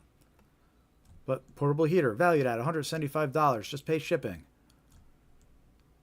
That's the same deal. Same people, you can see this layout's the same and everything. And even the price, $175, just pay $69 for shipping. But they'll steal any info you put in here, and you'll never get the heater. And the other example of another product on that page. Earbuds, wireless earbuds. It's the same deal. Over down here it says valued at $175, but just pay shipping, $869. Right? Because wireless earbuds are always a hot item. They're always a good gift around the holidays. But any info you enter is going to get stolen. And the thing about these fake retail website scams is, in the previous example I gave you, we landed here through an email, right? We received that bogus email, impersonates FedEx, offers us a product, click here, and that's how we land on this fake retail website. But that's only one way that you could end up on a website like this, right? There could be any other various type of email that tricks you, just a random email, it's a special offer or valued customer offer, or right? So any kind of email could try to trick you into ending up on one of these fake retail websites, but also ads, right? Facebook, social media websites that you're just scrolling through and you see ads. Anybody could purchase ads, and these scammers do, right? So you could end up seeing an ad that just straight up says, free earbuds, just pay for shipping. Facebook doesn't know if it's a scam or not. You're going to click it, you end up on these fake retail website, right? So the ads, Google results, search engine results, when you're searching, like these scammers, they purchase sponsored results. They purchase the first listings on the results. And they'll even make it look like it's pointing to one site, and it'll take it to a different site. Right, so you could end up on these fake retail websites in so many ways. Banner ads, just browsing the internet, on websites, these websites, they use third-party ad providers. You could be on a legit website that you know is real, but the ad that's being shown it's coming from a third-party web provider. So scammers got in through that way. So the point is, you got to watch out for these fake retail websites out there. And there's many different ways you can be directed to these fake retail websites. A big giveaway is if the offer is too good to be true, right? I mean, they're offering a $175 pair of earbuds for $8. I don't believe it. It's not, So if the offer is too good to be true, it probably is. And if you insist on going through with it, putting in your information, at least research the website first then. See if anybody else has used the website. Do a quick Google search for the website and see if there's any reviews or any complaints about it. right? You want to do a little due diligence. And in this case, in the examples I'm showing you here, when I researched each of the websites, nothing came up. There were no results, no reviews, no information about the websites, which is also an indicator that you can't trust it. That's just as bad as having no reviews and nobody talking about it, right? If nothing comes up, it's because these were purchased and put in place specifically for the scam. There was no information out about them yet, right? And that's just as bad as finding bad reviews. So in special cases like this, when you're seeing offers that are too good to be true, make sure other people had good experiences, and be suspicious. Use your intuition when it comes to this stuff, and don't trust it. So these wireless earbuds are important to remember, because the next scam we're going to talk about is actually fake gift card scams.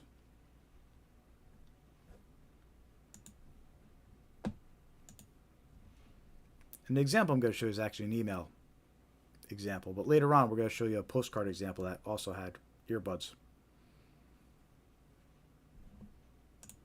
as an offer that was meant to trick people. Yeah, I see some more people watching the chat. Just bear with me if it takes a minute to respond, to switch between the chats and everything in between. Awesome. I see John over in the one chat. Good to see you. Oh, cool. Hey, Elizabeth in the other chat. Very cool.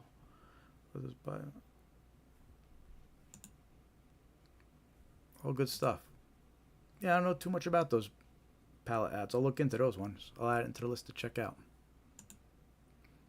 Cool. Good to see everybody. Yeah, if you're just joining, hit that thumbs up. Let us know in the chat that you're here. I want to hear your experiences too.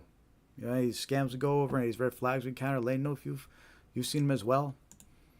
Our goal here is to spread awareness. And you can help by clicking that like button and subscribing to our YouTube channel. Also, you can join our free mailing list on scamaware101.com and click Join Mailing List. We'll send you out reminders when we're going live, and also some useful scam awareness tips. Make sure to confirm your email, though. We send the confirmation. Check your junk folder. Sometimes it goes in there. Next scam we're going to talk about are these fake gift card scams. And we have a few different versions of that scam, but the one we're going to talk about right now is an email version. And basically, victims receive an email notification that they received a gift card. When the victim attempts to activate the gift card by clicking a link, malware is installed on their device, or a fake website is opened to steal personal information. Right, so you always need to be suspicious of email links in general. I rarely click on links in email if I have to. Try to avoid them at all costs. Go to the website directly. In the case of these gift card scams,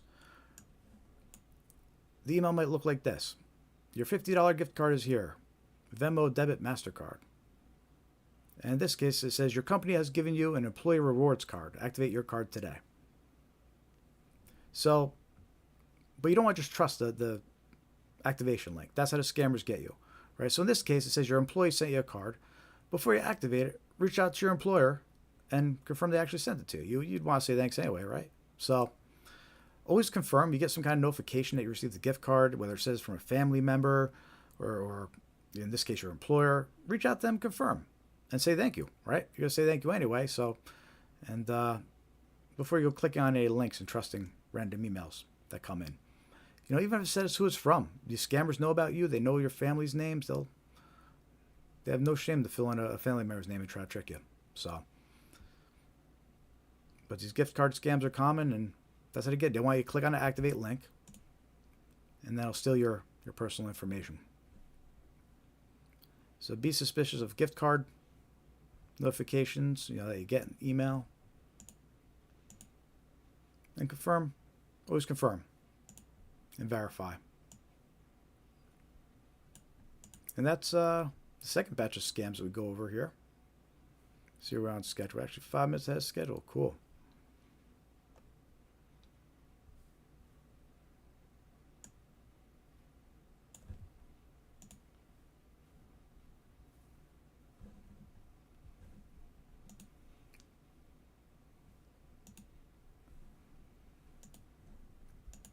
All right, excellent.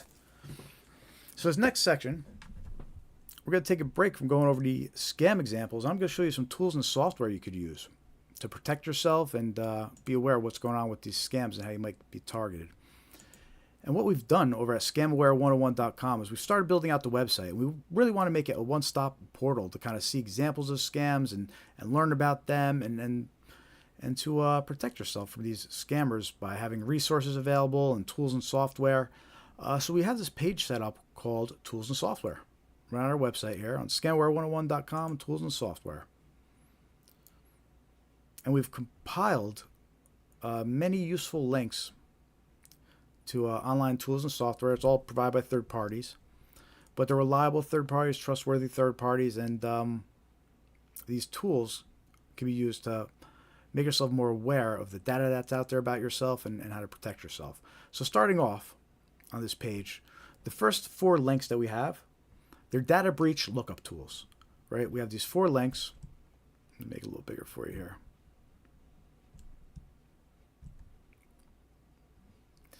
And what everybody should do is go to each of these links. Some of them let you put your email address in. Some do email address or phone number, right?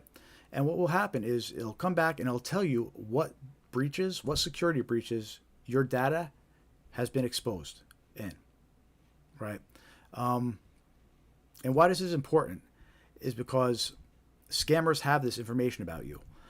Your data and your information has been stolen from third parties. Your medical information has been breached from third parties. It's available for sale. Scammers have it. And this information will be used against you. A lot of them have your social security numbers. There was a big background check company breached last year, and millions of people's social security numbers were exposed, and scammers are using that now. So there's all this data out there about you because third parties have been breached. Third parties who you have used and trusted with your data. Unfortunately, they have gotten hacked and now your data is out there. So these scammers will use that information to target you. That's how they know what bank you might have already. That's how they know when they target you. They know to say that they're with TD Bank or with Capital One or whatever other bank, right? Because they have this information. They tailor these scams towards you. The medical breach was bad because your doctor, your pharmacy, your diagnosis, everything was exposed about the victims, right? And that data could be used by the scammers to target them now. They could target them and say they're from their pharmacy. They could target them and say they're from their doctor's office. And they'll have all this information to make it sound like it's believable. So these data breaches and these data leaks from third parties are a big problem. And passwords. You need to take a few minutes, look up your email address, look up your phone number, these 4 links. And especially the last 2 links, they'll actually tell you what passwords of yours are out there exposed, right? So there's some scary stuff on here. You might see some passwords that you currently use that are actually have been exposed and the scammers know. And they'll use those passwords against your other accounts as well. So that's why knowing what's out there is important. If you see any of this information, you can protect yourself, right? You see your passwords listed there. Okay, now you know to change your passwords. You see that your social security number has been exposed. Now you know if someone calls up and tries to say they have your social security number, they can be trusted. Now you know any scammer could say that, right? So on our tools and software page, first 4 links, check it out. You could trust they're reliable sources. You could trust with putting your email and phone number in.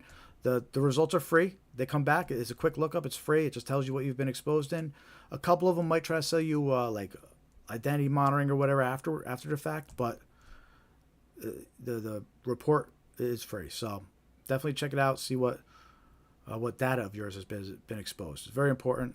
Find out what passwords and what data has been exposed by using these 4 links here. The next section we have here is some security software, and these we actually got approved as an affiliate for. So we put some links up here to save you off the cost, and we get a little bit of cut from it. But these 3 products that we have listed here, I trust. I've used them. I do stand behind them, so I had no issues with putting a link up here and as an affiliate and getting a cut. So, and they're pretty good deals. We just picked the best deal that they allowed us to, and I put the link up here to give everybody as much savings as possible. So the 3 pieces of software that we have up here with the links to, we have NordPass, and that's a password manager. And that also helps protect yourself by storing your passwords, meaning you could use different passwords across all accounts. Right? It's a giant pain to remember all your different passwords, but that's why you have a password manager.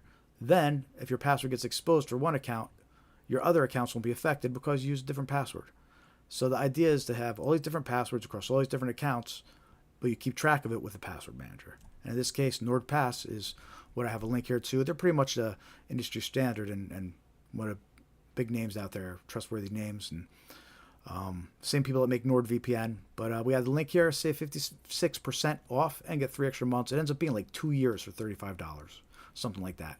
So yeah, if you want to use a password manager or you were thinking about purchasing NordPass, use the link, save some money, and we get a small cut.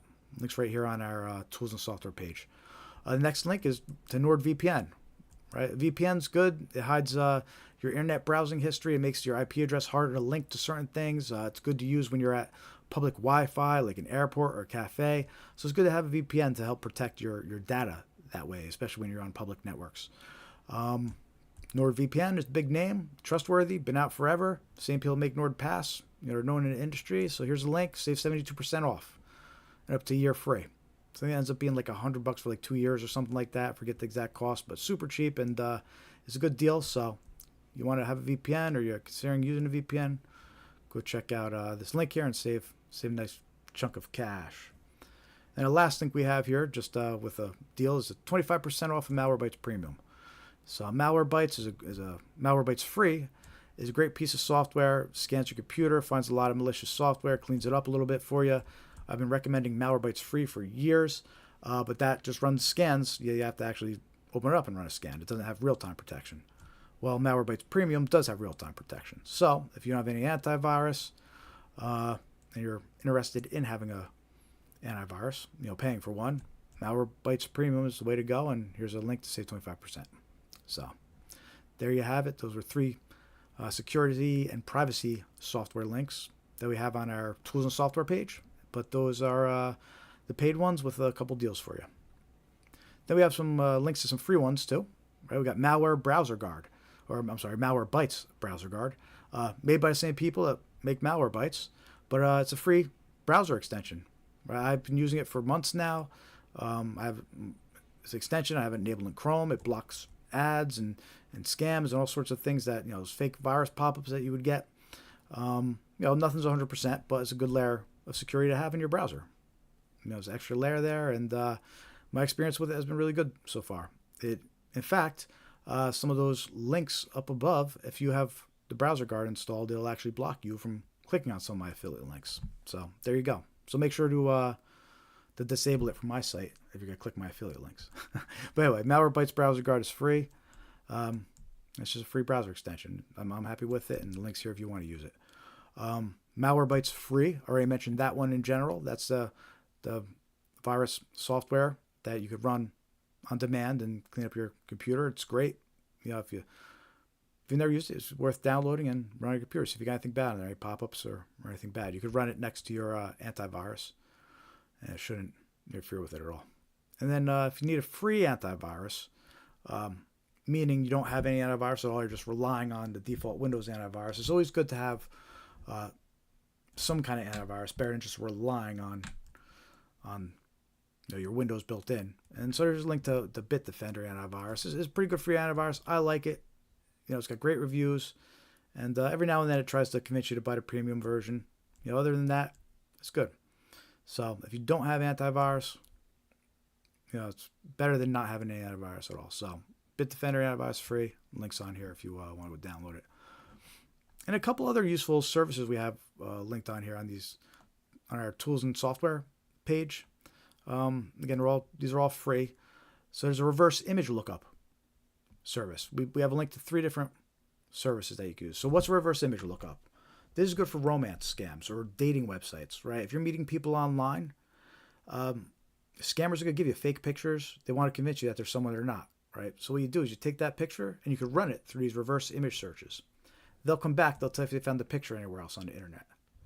So if it comes back, the person's probably imitating somebody else. They stole somebody's pictures and they're not who they say they are, right? So we have 3 different links. We got one called TinEye, which is well known. We got one to Bing Visual Search because you use Bing, And we have a link to Google image search, because you can actually do an image search for someone's picture through Google as well. So those 3 links are here. If you're talking to somebody online, especially if you met them on a dating website, take a minute, run their pictures through here and see if they show up anywhere else. And then last couple links we have are just some website safety lookup tools. We mentioned earlier about those fake retail websites. These tools might have been something you could have used to check them out or verify what people are saying about a site. So we linked to Norton Safe Web. And you can just pop in the website name on Norton Safe Web. It'll come back, tell you if it's got any community ratings or reviews. Google Safe Browsing. You check if a website is detected as unsafe or dangerous to visit.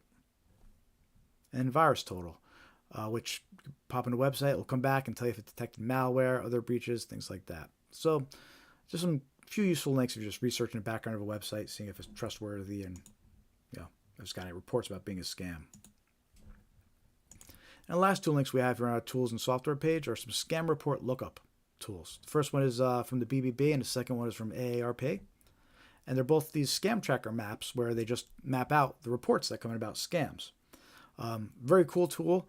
And actually what we do, we usually close out this live stream. One of the last things we do is I bring up the AARP scam tracking map, and we take a look at where some recent reports are coming in and what scams are being reported. It's a fun little tool to use.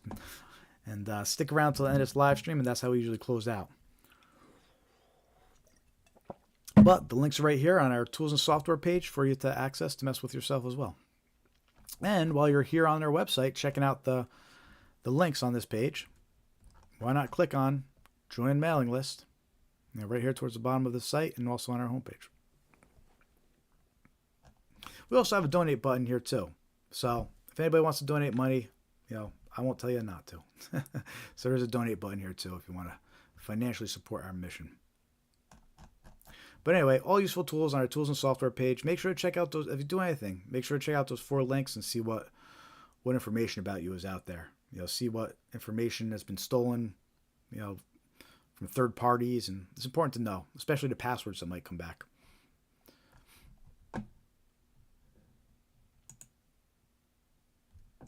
That's our tools and software page. Hey, Nigella, welcome back. Good to see you.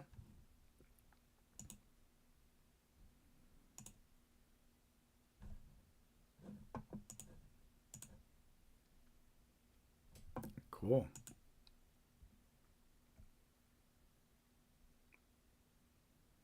All right, everybody, welcome. We're about 2/3 of the way through here, our live stream. We still got some good stuff coming up. We got about an hour left here, maybe less. We'll see. If we hit that like button and people start coming, we'll fill them up. I'll go all night.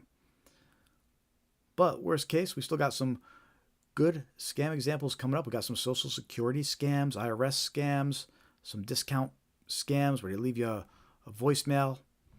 We're going to play a recording of that for you. And then we go into some snail mail scams. And these are fun because sometimes you forget that these snail mail scams are still out there. We're also used to getting phone calls and emails. But there's a lot of scams that come in the mail too. So we got some examples of those to share as well as we proceed with the live stream.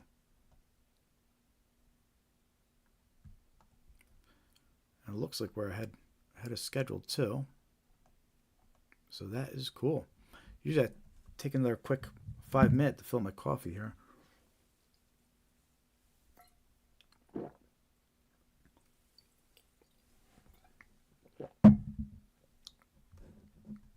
Let's monitor the chat for a minute though. Usually I'll take a quick 5 minute, fill my coffee, but let's see what's going on in the chat first of all. I see some activity here.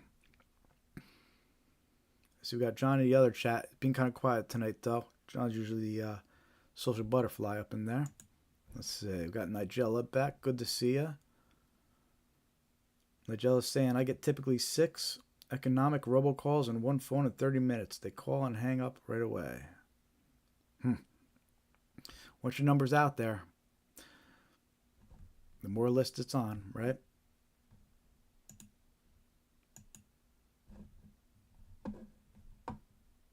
Well, awesome. Good to see you. Good to see everybody. Got a good crowd tonight.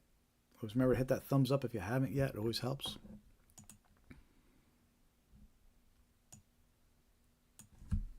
I think I'm going to take a quick 5-minute, fill up my coffee for a last time tonight, and then we'll continue with the last third portion of our live stream, uninterrupted.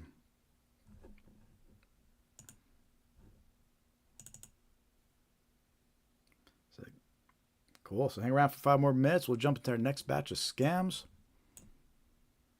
In the meantime, say hi in the chat. Let me know your experiences.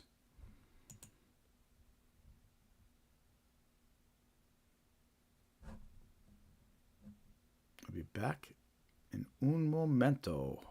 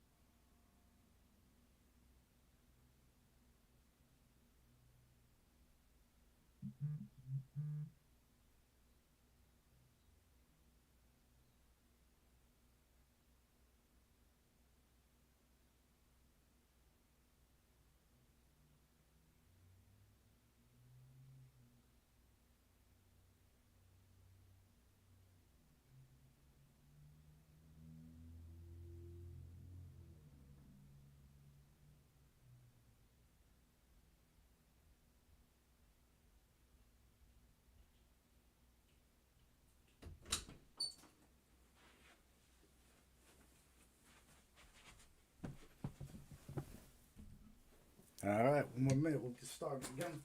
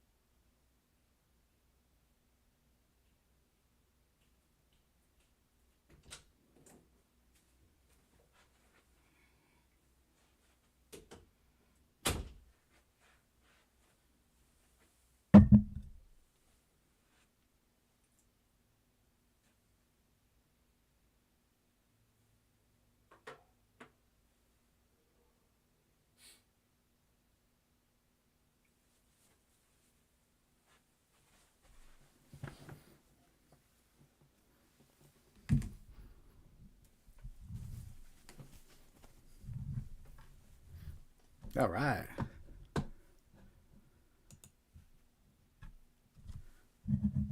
Coffee cup is full. My Scamware 101 travel mug, available on our YouTube store. This is why I have so much trouble sleeping Thursday nights. I go through so much coffee in these live streams.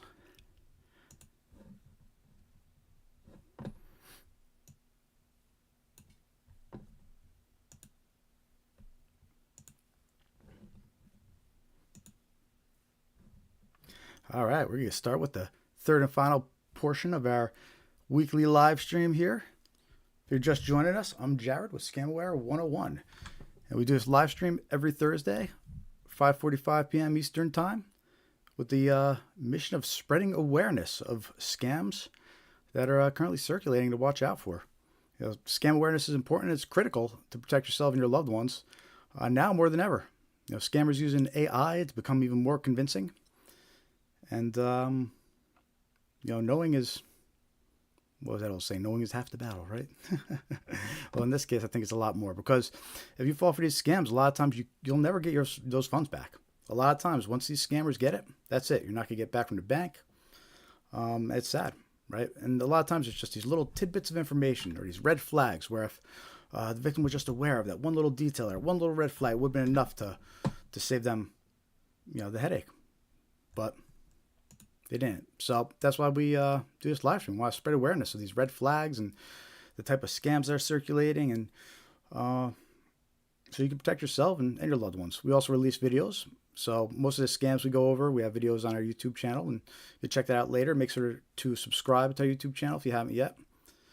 But a lot of the examples we share, we have videos for too. So you can go back and reshare those or watch those with your friends and family, make them aware of these scams. You can subscribe to our free mailing list. You go to scamaware101.com and click join mailing list. It's free to subscribe. We just send out reminders about our live streams and some useful scam awareness tips from time to time. So we'll let you know what's going on over here at Scamware 101. Oh, you know what? You could also follow us. I haven't mentioned it tonight at all. Don't forget to follow us on your favorite social media platforms. All right, we're on Facebook, Threads, Instagram, X, Blue Sky. So if you're on those, go find us. Scamware 101. That's our name on all of them. And if you can't find us, we have the links right on our homepage here on scamaware101.com. We have links to each, our official profiles there. So follow us, like us, and help spread awareness.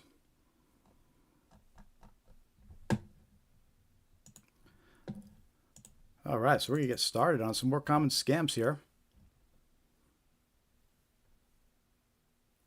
We're going to get started with Social Security scams. And now there's a couple types of Social Security scams to watch out for. One of them is impersonation. And in this case, so fraudsters impersonate Social Security officials, claiming issues with the victim's number of benefits. They threaten action unless immediate payment or information is provided. Right. So in this type of Social Security scam, they're calling up the victim and they're impersonating Social Security.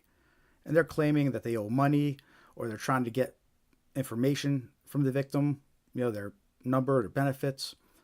And in the case when you get a phone call like that, hang up. Hang up. There's nothing wrong with hanging up. In fact, nowadays, any unsolicited phone call, you have to hang up. You have to hang up and verify. You don't have to be mean about it. Sorry, I'll tell you, I gotta call someone else and verify, or hang up. The point is, you don't have to trust, and you shouldn't trust an unsolicited phone call from someone. Always verify who you're talking to, and especially in this case, Social Security. Right? We know that these scammers, they will show the number for Social Security on your caller ID. They'll impersonate Social Security, and they'll show the phone number of your caller ID. And we know that's happening across many other scams. They can manipulate what the phone number shows. And the only way to know that you're truly talking to somebody from over there is to hang up and then call Social Security directly. Not the number they tell you to. Go find the official contact information. But you have to verify who you're talking to. And in these cases of these Social Security impersonation scams, they're going to call you up. They're going to tell you they're with Social Security. And get your personal information. And this is a big problem. There's been many warnings issued by the Social Security Administration, and even on their letters that they send out, their physical letters, on the envelope, it says, watch out for scams.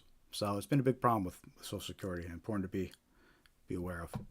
But another type of Social Security impersonation scam to watch out for, I have an example here of an email that a friend received, and it was made to look like it came from Social Security, and a statement, with a link to download a statement. So here it is. This is what it looks like on our phone, right? It comes in, it says Department of, and you can't see who it is unless you click it. You have to click it to see what the full email is. And then it says, to see your statement, please download the file from this link. And the link looks like it points to SSA.gov, Social Security's website. It looks like it points there. It says, we hope you find your new statement useful and informative. Thank you for using the Social Security Administration services. Please do not reply to this email. Right. And then at the very bottom it says, this file works on computers only. That's a little bit of a red flag right there, right? Because they're trying to get you to install a virus. But anyway, the whole point is, this is what the email looks like on someone's phone. You can't really tell what the email address really is. And the link looks like it points to SSA.gov. But in reality, if you look at this email on a computer, you could tell a little bit more. Right? You could tell, one, the email address it came from isn't a .gov email address. It's another country, .ke. I think that's probably Kenya or something like that. And then the link that looked like it was for SSA.gov, the link, if you hover the mouse over it, actually points to a completely different website. Some gibberish website, right? So this is probably going to download a virus on your computer, which is why at the very end they say this file works on computers only, right?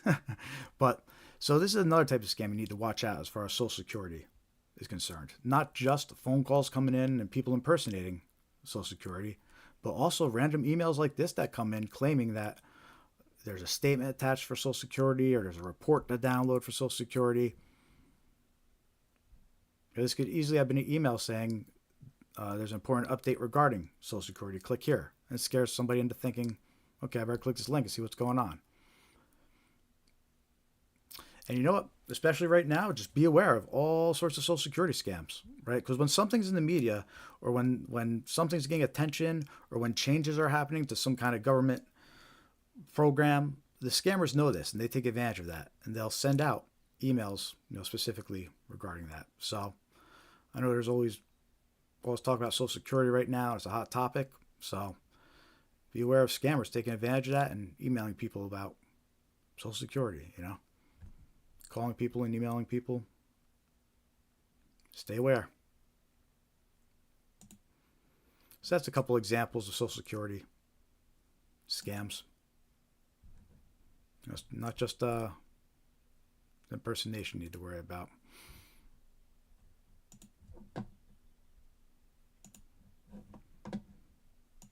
The next couple are some IRS or tax-related scams that go on during tax season. Let me show you a couple examples of these.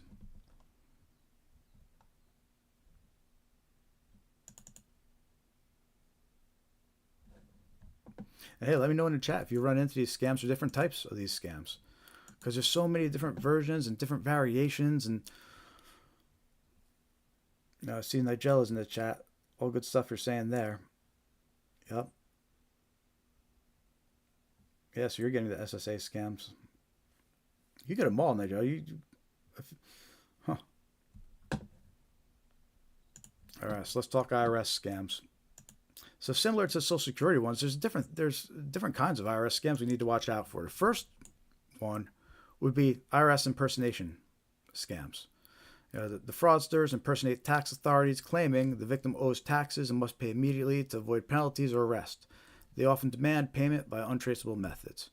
So in this case, the scammer is impersonating the IRS, and they're saying that there's issues with the account. You owe money or back taxes, and you need to pay immediately. And they're trying to scare the victim that way, which is common of scammers. They like to scare a victim. They want the victim to be a little nervous, so they kind of act quickly without thinking, right? So in this case, a lot of times it's phone calls. It could also be emails. It could even be fake letters. People sending out physical letters saying you owe taxes. The scammers will use all different forms of communication.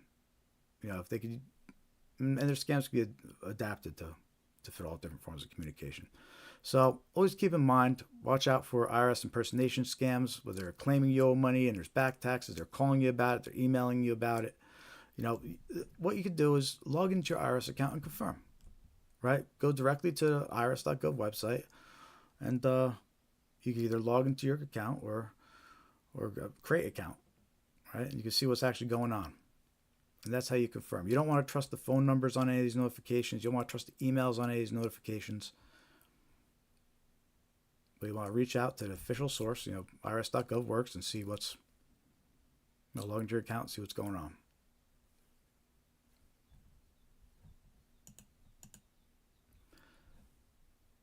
Another example, though, of a IRS impersonation. So that's one variation of an IRS impersonation, right? Somebody's calling up and they're saying, hey, I'm with the IRS, you owe us money.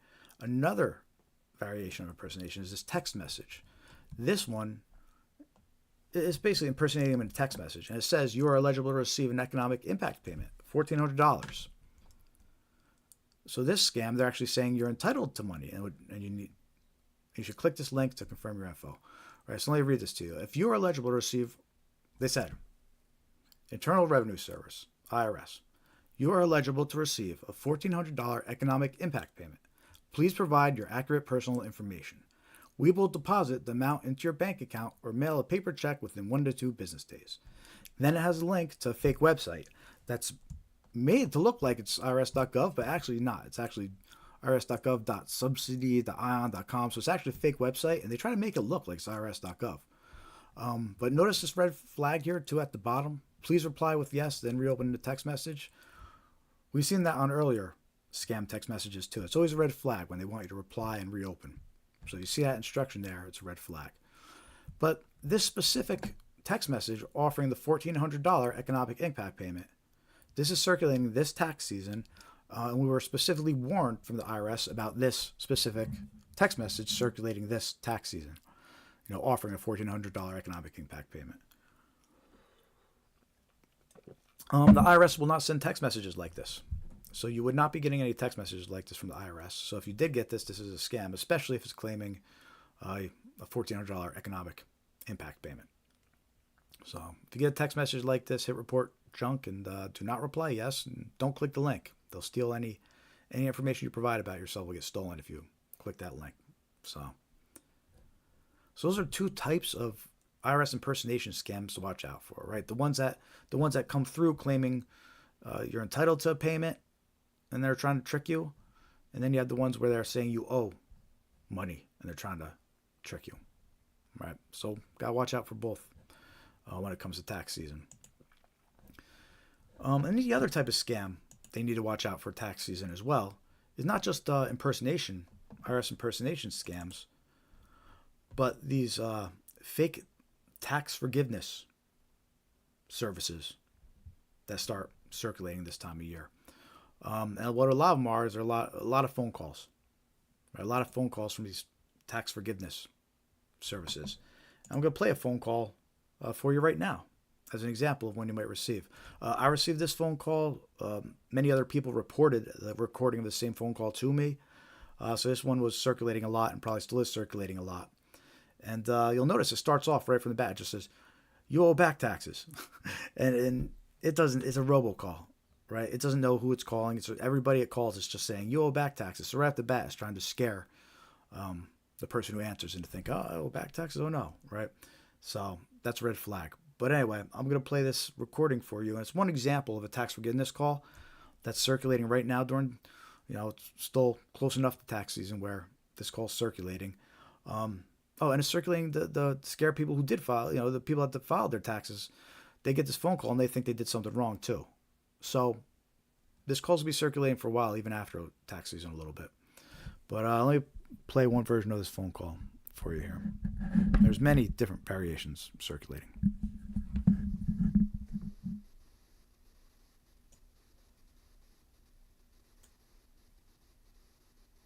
Hi, this is Lindsay Carter from the Activation Department. Give me a call back at 833-850-2527. Our records indicate you have some back taxes owed. You're now eligible to apply for them to be forgiven with the Zero Tax Balance Program. Any back owed taxes can be enrolled to be forgiven through this program. But we do need to sign up this week. Just give me a call so we can start the process. It's really quick, and I'll keep your file open here. So my number is 833-850-2527. If you've already resolved this, call back and press 2 to be removed. Can't wait to speak with you. 2. Right, so that's an example of a tax forgiveness scam call that you might get. Now, it's funny. I went to call back that number and kind of record what happened next, but it ended up leading to a deadline, and there was nothing to record. It was a mess. So you could tell right off the bat it wasn't even a real company in the first place. It's just a scam that, who knows, maybe the number got shut down or something. But yeah, so you gotta watch out for these tax forgiveness scams. I'm still getting a lot of calls, and it's just, whether you owe taxes or not, the robocall says the same thing. And that example we heard is a good example of how it sounds really realistic. That one actually sounded like it could have been a real person that, she's like, I'll keep your file on my desk, or, like, it sounds like a real person. Maybe it's personalized. Like, wow, maybe this is a person calling me, but that's just a robocall. And it says the same thing to everybody. There was nothing in that call that was actually personally, identifiable, right? It was the same. It's just a robocall that anybody could hear it. And some people are going to think that's a real person reaching out to them, and they're going to call back and get scammed. So watch out for these fake tax forgiveness scams that are circulating a lot this time of year. I'm sure tons of other IRS scams going around, but those are just two that happen to be at the forefront and I happen to have examples for. And if you're just joining us, say hi in the chat. Hit that thumbs up if you haven't yet. See, it's in about 5:30 on the West Coast now, so we usually get a little bump in viewers during this time as the West Coast starts getting home from work and join the live stream. So any West Coast viewers join us now. Good to see you, and see if some more join. Next scam is a discount scam, for lack of a better word. But I have a recording of a phone call. There's a voicemail about a discount for a Comcast discount. And I'm not a Comcast customer, so I knew right off the bat that it wasn't a real phone call. But you'll hear why in a moment. Let's just find it.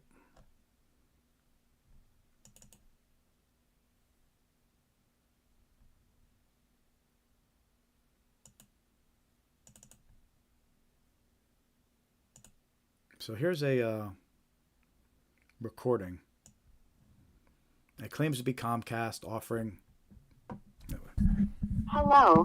This voicemail is from Comcast Xfinity.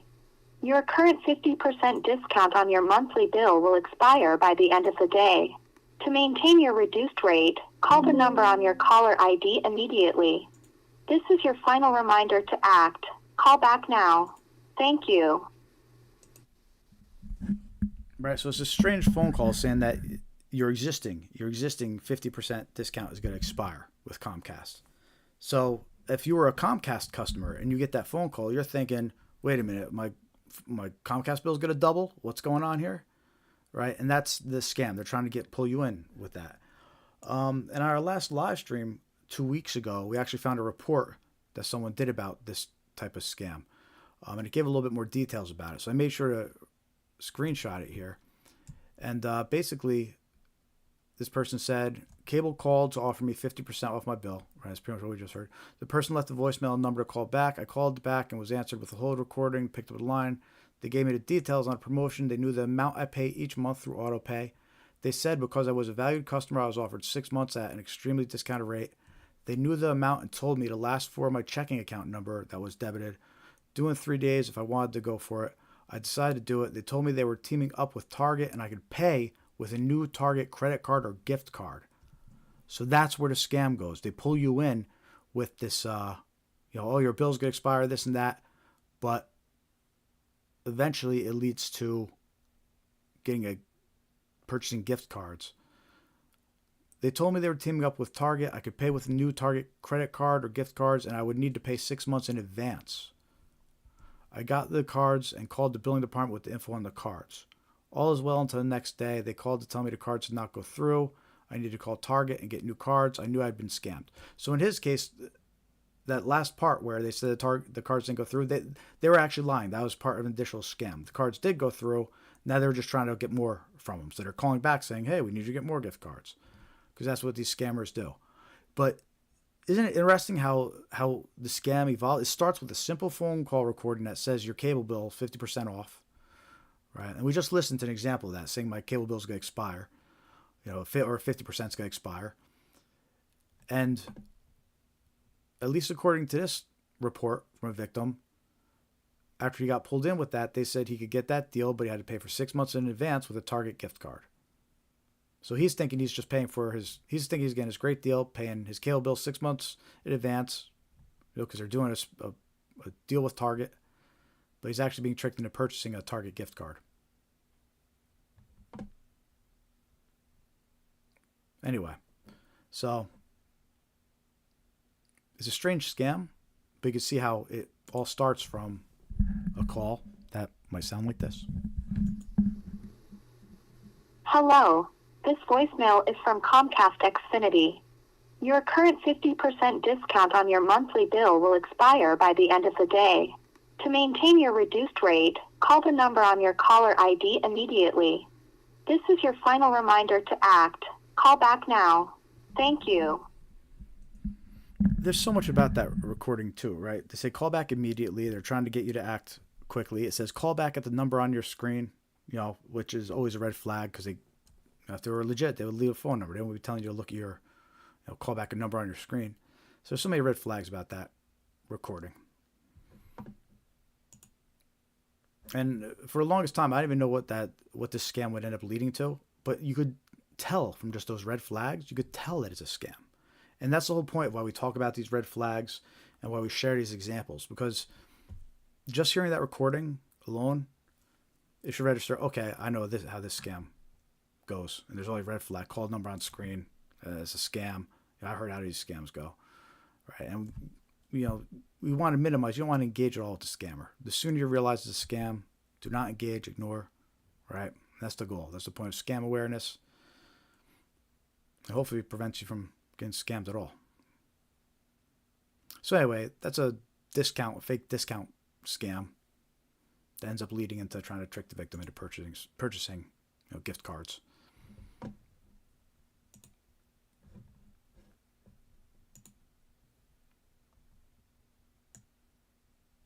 So all good stuff. How we doing out there?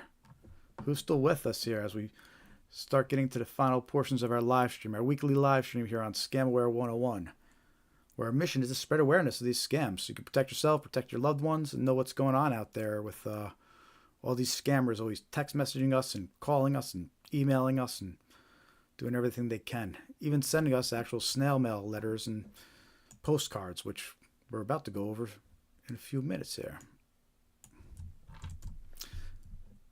Yeah, so for the final portion of our live stream here, what we do is the final examples of scams portion, we go over some snail mail scams. That's right, snail mail scams. So, the postal service.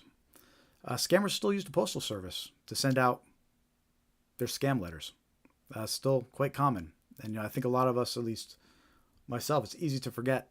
We're used to getting phone calls all day and text messages all day and emails all day trying to scam us, but we forget they'll send us letters too in the mail to scam us.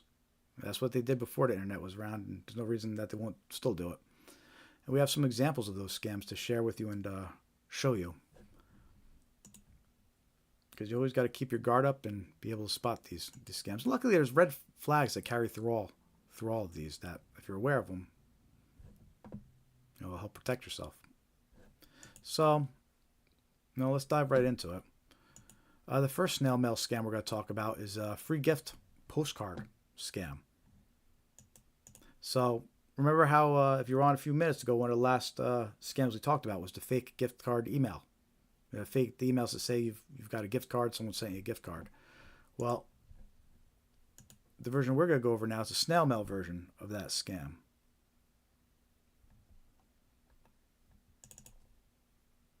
And in this version,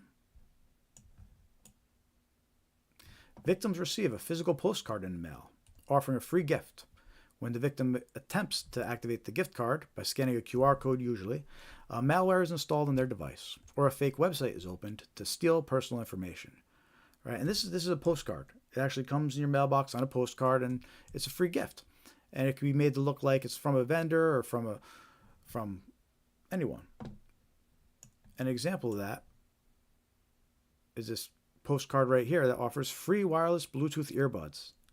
Right? Sound familiar when we were talking about our fake retail websites and one of the products was wireless Bluetooth earbuds? It's a popular item, right? So you'll see it used across a lot of scams. Scammers love to incorporate items that are popular at the time, especially during the holidays, whatever the hot item is that year. But in this case, is an example of a postcard, right? It's offering free wireless Bluetooth earbuds and has a QR code to scan, which we're going to talk a little bit about QR code scams in a minute. But the example we're looking at here is, it could land in anybody's mailbox, physical mailbox, postcard, free wireless Bluetooth earbuds. And the person that submitted this example says if you scan the code, it takes you to a phishing website that captures your personal information such as name, address, Amazon account, and even your credit card number. So if it's too good to be true, it probably is. So definitely research it and be suspicious. Even if just because it's a physical postcard that lands in your mailbox doesn't mean you could really trust it more than anything else. Which brings us to QR code scams in general, right? So I'm going to be coming up with a whole new section of this live stream just to talk about QR code scams. But for now, it's important just to get the information and awareness out there. QR code scams, it's a thing now, right? A few years ago, QR codes weren't that popular. People didn't know really how to use them or anything. But when COVID came around and everything went hands-free and you were scanning QR codes on restaurant menus, it's a thing now. Everybody knows how to use QR codes, and the scammers have started utilizing them for more of their scams. So a lot of times there'll be flyers with QR codes to scan. You scan a QR code, it's going to take you to a fake website. Some recent reports we've been hearing are the parking meters. Those parking meters that have a QR code to scan to pay? The scammers will put a sticker of a QR code on top of the real one. They'll put their fake QR code on top of it. So victims end up scanning that and they're getting taken to a fake website to pay their parking. Fake tickets. There's been reports of actual paper tickets being found in windshields, people's windshields for parking tickets. And it has a QR code to scan. If you scan a QR code, it's going to take you to a fake website to pay that ticket. The website's going to steal any billing information you put in. All right. So it's important to be suspicious of QR codes because QR codes are the same thing as links. That's the reality of it. Just like you can't just trust any link that's sent to you, right? QR codes are the same thing. It's just you scan a QR code, it takes you to a link. It's like scanning a link, right? It's the same idea. So be suspicious of QR codes. Don't scan them from untrusted sources. If you know the website they're supposed to point to, just go directly to the website instead of scanning it. And be suspicious of these postcards that come in offering you free gift cards. Scan this that have a QR code to scan. And stay tuned. In the future, I'll have some more examples of actual QR code scams, and we'll have a nice little portion of this live stream that goes over them more. So if you don't subscribe yet, make sure to subscribe to our YouTube channel, and you can see when our future live streams come up and be reminded.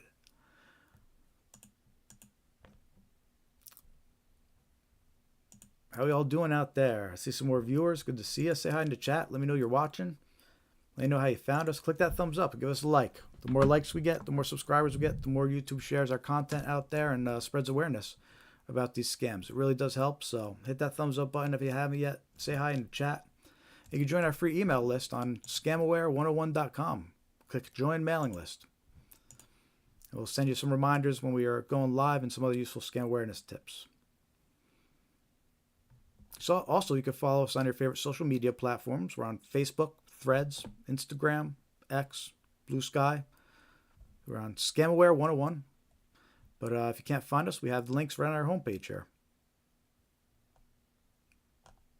So follow us on your favorite social media platforms. And take a look at our website while you're there too. Have some useful resources set up, some tools and software page we talked about earlier with some very useful links. We're building out a knowledge base. It's coming along slowly, but we're getting it built out here. And the idea is we have about 60 scams so far I could get added to this, but we've got about 10 or so. And the idea is to have the list of scams here. You can click on them. For example, a fake order scam.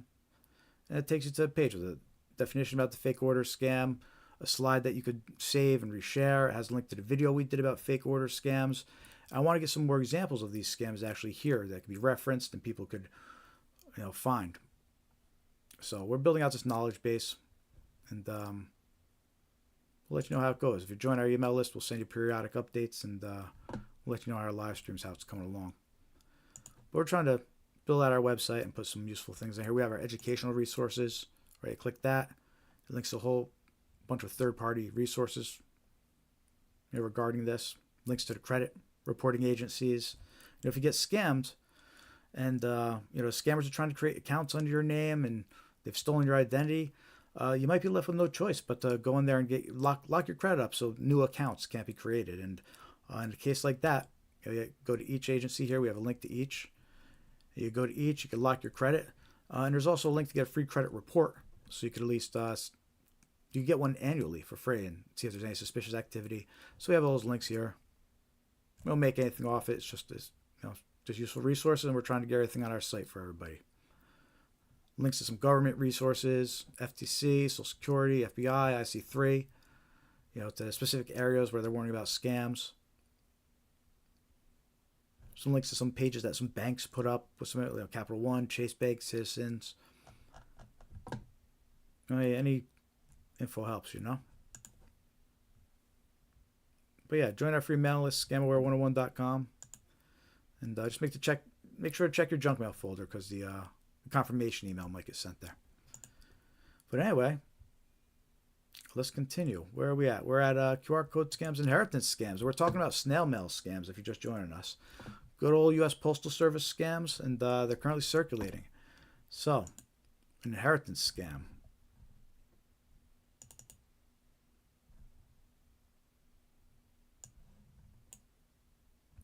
Victims are contacted with claims of a large inheritance from an unknown relative, but to claim it, they must pay fees or provide personal details.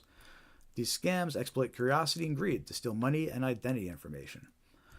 Look, so how these inheritance scams work, and the example I'm going to show you is going to be a actual snail mail physical letter that was received, but there's plenty of email versions of the same scam. And how it works is you're contacted by somebody impersonating a law office, claiming someone sharing the same last name who passed away had an insurance policy and you're entitled to it for sharing the same last name. And of course, it'll be a law office that's claiming to help handle the process for you from start to finish. And they'll usually tell you it's a large sum like $10 million. But the scam comes in where they'll tell you that you have to pay taxes or fees on the $10 million to receive payment. And that's when the scammers get you. They keep that money that you pay for taxes and fees, and then you never get any inheritance because it never was an inheritance. And that's how the scam works. And in this example you could see on my screen, there's an actual letter that was sent.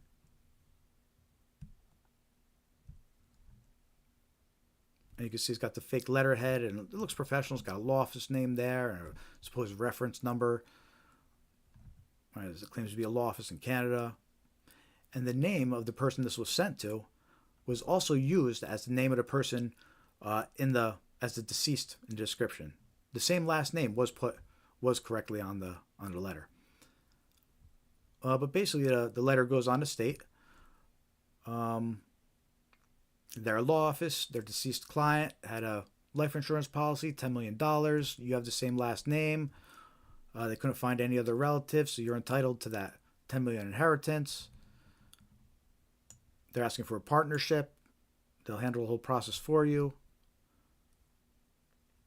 And that, towards the end of the letter, it says, I do have all necessary documentation to expedite the process in a highly professional and confidential manner. I will provide all the relevant documents to substantiate your claim as beneficiary. This claim requires a high level of confidentiality, and it may take up to 30 days. Right? So notice how he kept on mentioning confidentiality. That's that red flag we mentioned earlier when we were discussing red flags. Now, they're asking for confidentiality because they don't want you to tell anybody about this. Someone might know that this is a scam or tell you to look into it more. When we Googled some of the wording of this letter, we found plenty of people posting the same exact letter. They received the same exact letter from the same fake law office, and the only thing that was different was just the name of who it was addressed to and the name of the supposed deceased. But this is an example of an actual physical letter that's, you see it's dated November 29th, 2024, so it's less than a year old.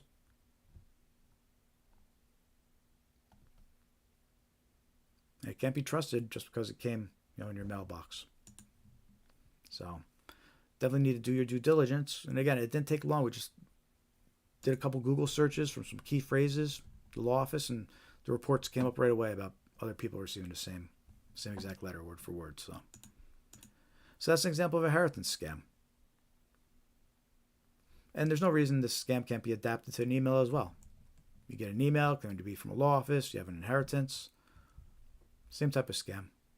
So be aware this is going on and it's happening.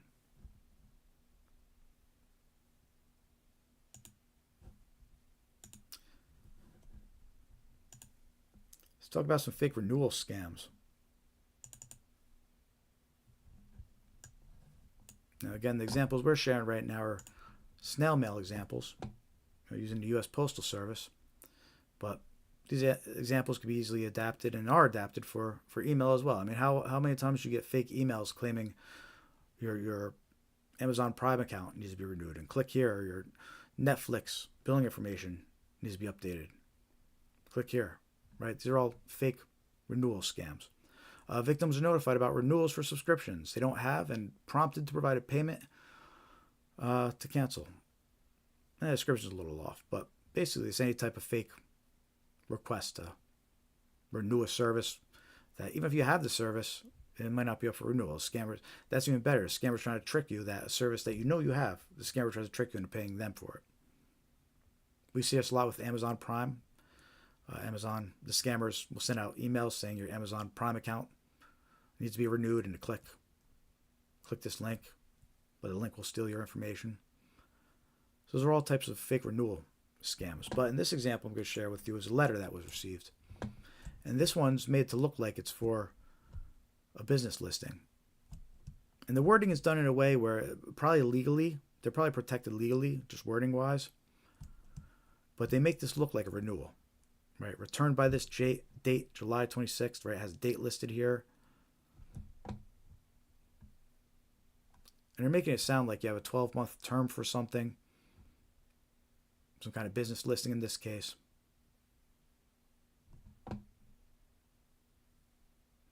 But it's an example of just a sneaky kind of letter you might get that makes you think there's something here I need to renew.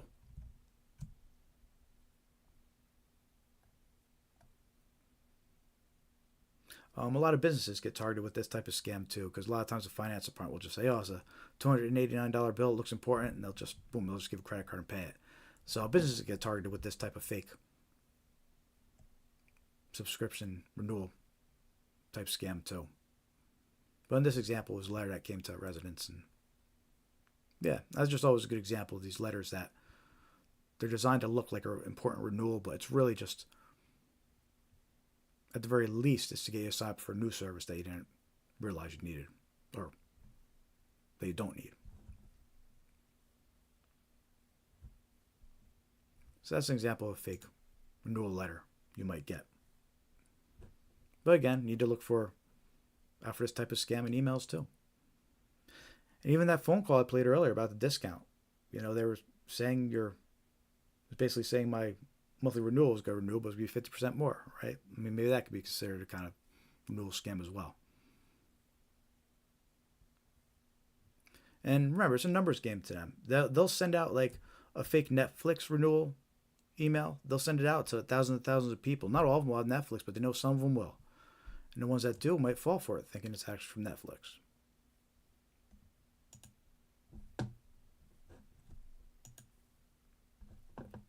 All right, I see some more people joining us. Good to see you. Hit that thumbs up. Give us a like. Say hi in the chat.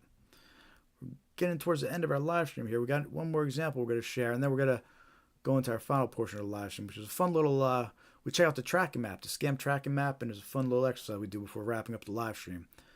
But first, let's take a look at our last snail mail scam example here, which is actually a secret shopper scam. A secret survey or mystery shopper scam. And we actually just did a video about this scam. We released it earlier in the week. It's a secret survey, secret shopper, mystery shopper scam. And this is actually, it's a good example of a snail mail scam. And how it works is someone will receive a letter that actually contains a check. The letter will contain an actual paper check. And here's an example. It makes it look like it's from Walgreens or CVS. It says, congratulations, you've been assigned a secret survey assignment, basically to be a mystery shopper. And included in the envelope is a check for $2,480. And it says $450 of that is for commission. So it basically says you've been selected as a mystery shopper. Here's a check to cover all the costs to go out and do the shopping for us. Then what happens is it instructs the person to go purchase gift cards as part of their mystery shopper assignment. Then they provide the gift cards to show that they did it. But what happens is that check that the victim deposits that's supposed to cover the costs, it bounces. But by then, it's a couple days later, and it's too late. The victim already gave the gift card numbers to the scammers, which is $2,000. They asked the victim to go purchase $2,000 worth of gift cards in this letter. And again, the letter includes a check. Here's an example of the check.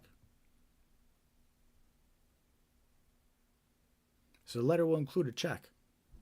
And it instructs the victim to deposit the check and then go purchase these gift cards and send them. So a couple of the victims sitting there thinking, all right, great, I did it. I made $480. But the next thing they know, a couple of days later, the check gets reversed. The victim gets stuck being $2,000, losing $2,000. They don't get any commission of $450. That was a lie. There was no commission because the check's fake. And the scammer gets away with $2,000 worth of gift cards. You know, and the key to this one is the victim thinks that they've been selected for to be a secret shopper. Maybe they applied to in the past, but they think it's okay. I can make $450 easy. Here's another example. This is a different letter. Right, here's the first one. Here's an example of the second one. No different amounts, but the same idea. The person says Walgreens and CVS. Instructs a person to deposit a check. This letter actually specifically tells them a list of stores to go buy these gift cards from. They could go to Walgreens, Best Buy, Target, CVS, Rite Aid, Family Dollar, Meijer, Kroger, Safeway, Dollar General, Walmart, Speedway, Albertsons. So it tells them to go to all these. You go to any of these stores and buy.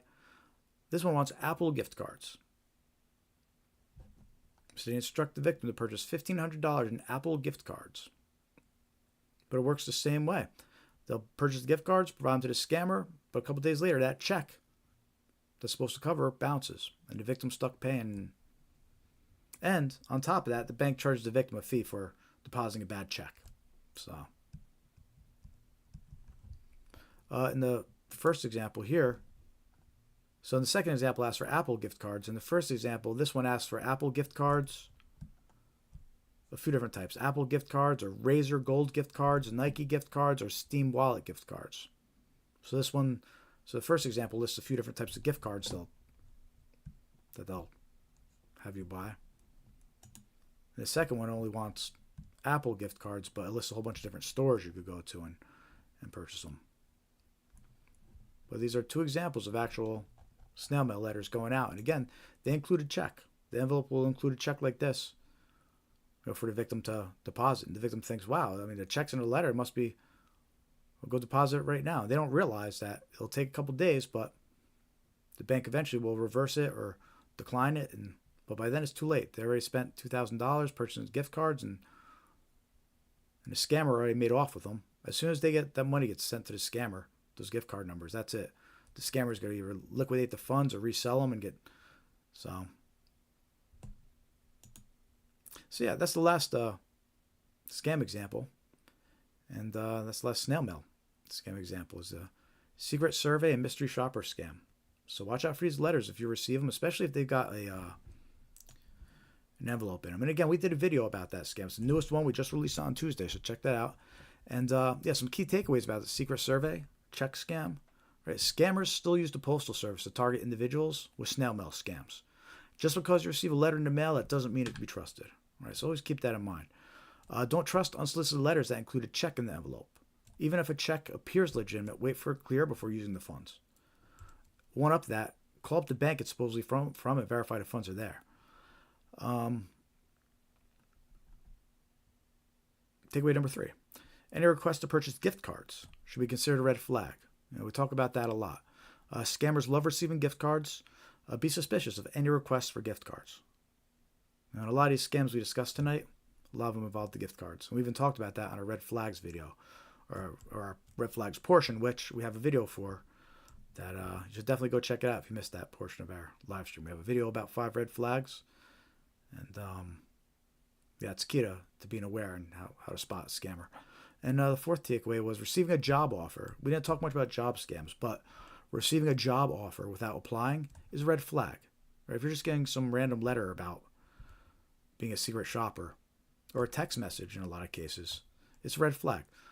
Legitimate job offers won't ask you to deposit and send back money. All right, so the secret survey check scam was one example of that. But that's very common in job offer scams. They'll send you a check and they'll tell you to purchase something with it as part of the job. But then a check bounces and the scammer gets away with it. Sometimes they'll tell you to purchase equipment and send it in to be onboarded. That's a scam too. They just tricked you into buying them a laptop. You're never going to see a laptop again. So be suspicious of job offers that you didn't apply for. Especially if they ask you to spend money and send it back, or to purchase something and send that to them.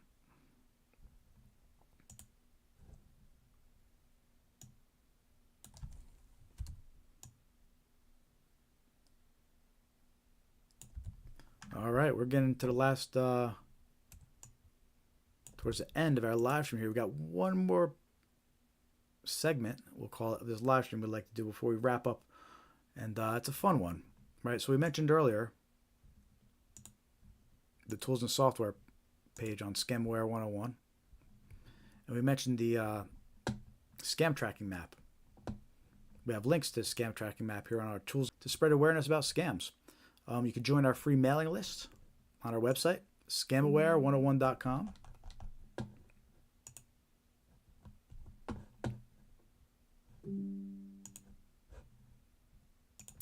Getting a couple errors popping up. Let me know if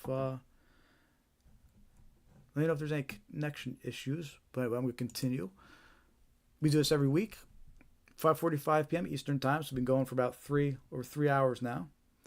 And today we went over 20 different types of scams. We went over red flags to be aware of, how to spot these scammers, how to identify when you're talking to a scammer. We showed examples of phone calls, emails, text messages that warn about these scams, and our goal is to spread awareness. So click that thumbs up. Help us spread awareness. Also, if you haven't yet, subscribe to our YouTube channel. We have a lot of videos about the scams we went over tonight, and even the red flags, the 5 red flags, we have a video about that. So check out those videos a little later. You can share them with your loved ones. And you can follow us on social media too. Your favorite social media platforms. We're on Facebook, Threads, Instagram, X, Blue Sky. We have links to each of those on our homepage here. Scamware 101, our username on each of them. And while you're here, don't forget to join our free mailing list. Click Join Mailing List. Just make sure to confirm your email. Check your junk mail. We appreciate any support we could get. We do have a donate link at the bottom of our website. So if you love our mission here and you love what we're trying to do and you want to support financially, we'll take it. So we got the donate button down here. We appreciate that, but certainly don't feel obligated. We just want to spread awareness, and we're happy if you just click like and just help spread the word. With that said, let's get started on the last portion of our live stream here and take a look at the AARP scam tracking map. Again, this link, it's on our Scamaware 101 site, scamaware101.com, and on our tools and software page all the way at the bottom, we have a link to ARP's scam tracking map.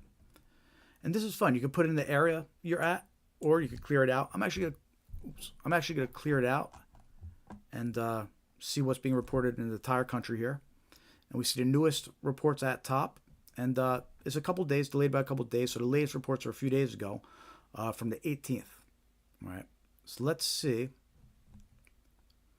what types of reports people are scamming. And sometimes there's some ones I don't really go over, but let's see. Auto-related scam. The dealership stole my car via their methods of communicating to me, and I mean that's between him and his dealership. We're not going to talk about that one.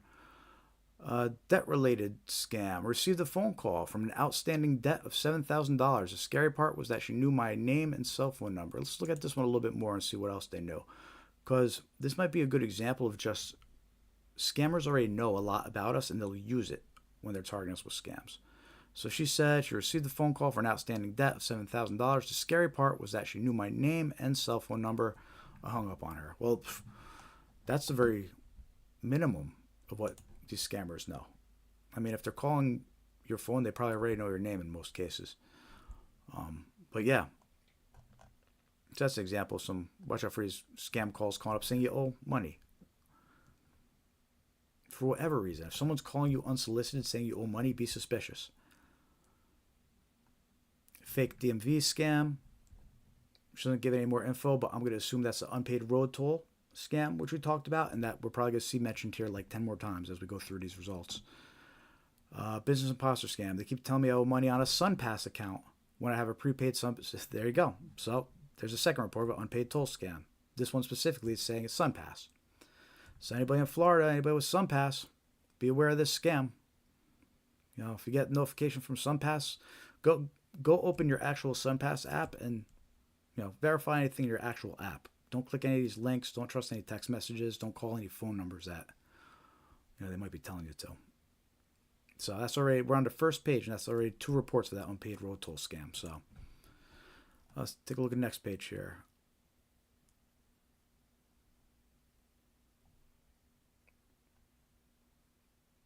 Sarah, 920, keeps calling for my social security number, says she wants to mail me a new card.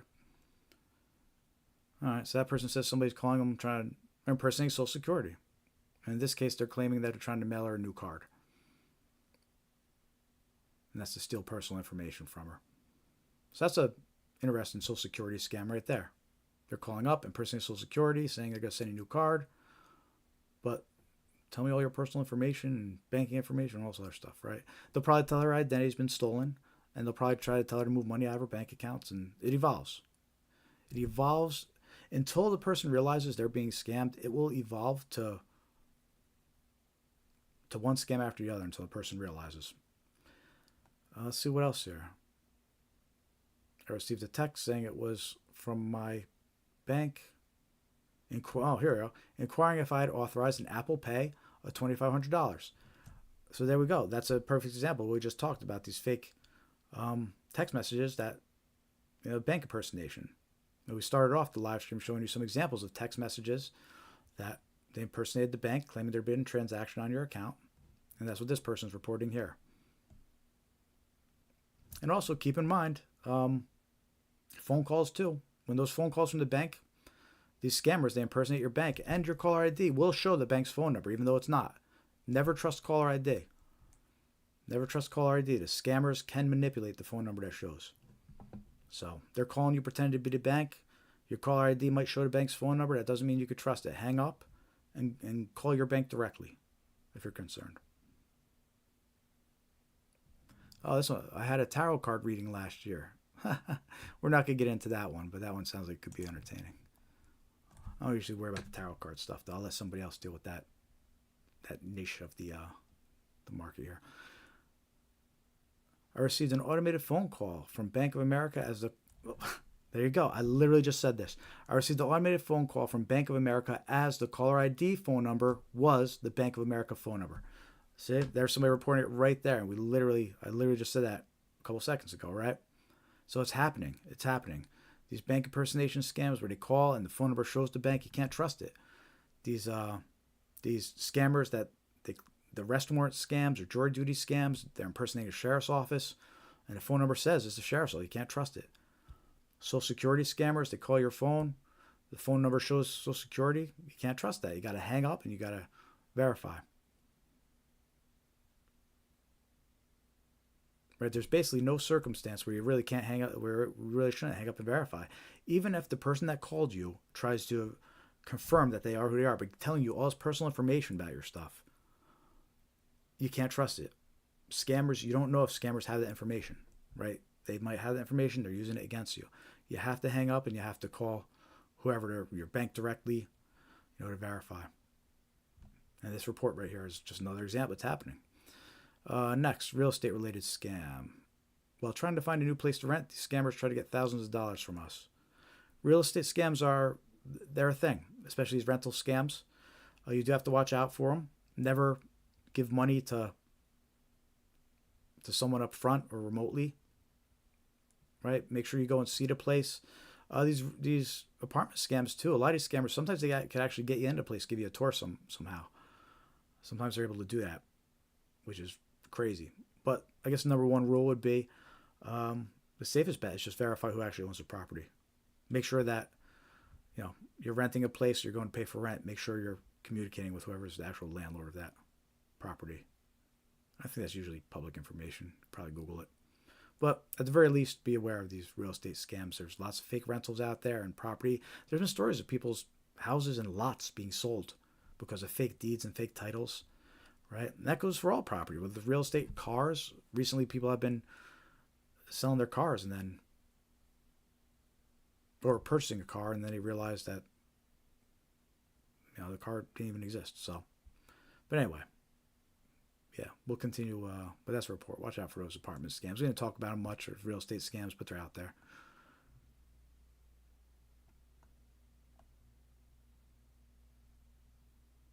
Gift card scams and fraud. I was on a social platform, first contact Facebook. All right, let's see what this person's story says.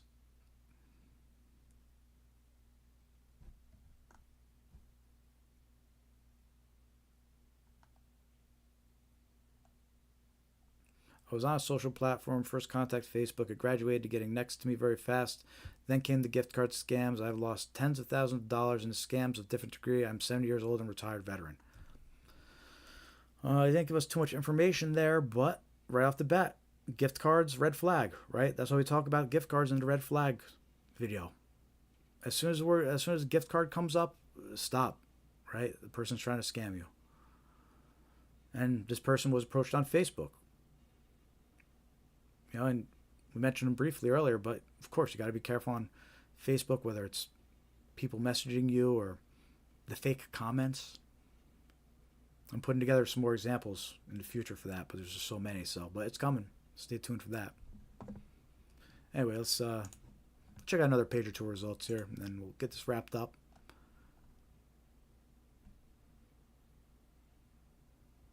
Scammer impersonated a YouTuber from YouTube using the page and then WhatsApp to communicate. So there we go. Celebrity impersonation is a thing. Not even just celebrities, but just influencers or kind of like personalities. Even if it's just small markets that these people are known in, it's still enough for these scammers to create fake profiles and impersonate them. In this case, it was a YouTuber. They impersonated a YouTuber. And so he asked them to communicate on WhatsApp. There's a red flag. We talked about that red flag earlier. They try to direct you to WhatsApp or Telegram to communicate. All right. Let's see what else he says about this. He gives a little bit more info. But you have to be careful about that. I actually have a lot of scammers. They impersonate people I follow, and they send me messages with these fake profiles that look like that person. Scammer impersonated a YouTube page, WhatsApp, then proceeded to state they wanted to help people. Post was over Mother's Day, and they used that to lure me in. Then proceeded to state that a tax or gas fee had to be paid to receive the donated funds, since said gift was in Bitcoin. Yeah, I don't know. It's not clear enough for me to understand the full details of that, but there's red flags galore. They mentioned Bitcoin. They mentioned gift cards. They were contacted through YouTube, by a YouTuber. Yeah. check out a couple more here and I'll get this wrapped up. In the meantime, last chance to hit that thumbs up. Give us a like if you haven't yet. Subscribe if you haven't yet. One last time, say hello in the chat. Let us know what you've experienced, or just say hi. Let us know you have found us. And don't forget to join our free mailing list. Go to scamaware101.com and click join mailing list. It's free. And we'll keep you updated what we're doing when we're going live and send you some useful scam awareness tips. There's another report about home-related scams. Said it was the owner of a rental property. Yeah, so these rental scams are pretty popular and happening. They're on my list. I'll get some info gathered about them, some more info. Health-related scam. Received a cell phone call related to my Medicare card. They recited my name, address, birth date. Let's see what this says. Because these scams are these Medicare scams, especially because of that breach that happened, that healthcare breach that happened last year. It basically gave the scammers millions of people to try and target with these Medicare scams, and they'll know information about you. So in this case, this report says they received a cell phone call related to my Medicare card. They recited my name, address, birth date, but when it came to my Medicare number, I felt it was a scam, so I refused. She said I would not get a new card now, so I hung up. Yeah, so this is what they do. This sounds similar to the Social Security one where they said the person said she got a call for Social Security and they said they were sending her a new card. So it sounds like that's what was happening with this, except it was for Medicare. They were calling her and they were saying they needed all this information to send her a new card. And they knew some of her details. They knew her name, they knew her address, they knew her birth date. Right? Because that data, that information to her was probably available in a breach. But it looks like they were trying to get her Medicare card or a Medicare number, which is a very common scam. You should never give your Medicare number to any random unsolicited phone call that just calls you. Even if they're saying we're calling to send you a new one, that's, like they did in this case, this lady was smart and she realized it was a scam. So keep that in mind. Know that's a scam. They're trying to get your Medicare numbers so they can do all sorts of fraud using your Medicare number. Take a look at one more page here and then we'll get wrapped up. Online relationship scam. DoorDash number last used comes up cryptocurrencies. What the heck? I don't know what they're talking about here. Just for kicks. Let's see what they said in here.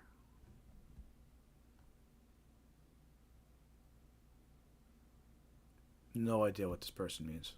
Oh well.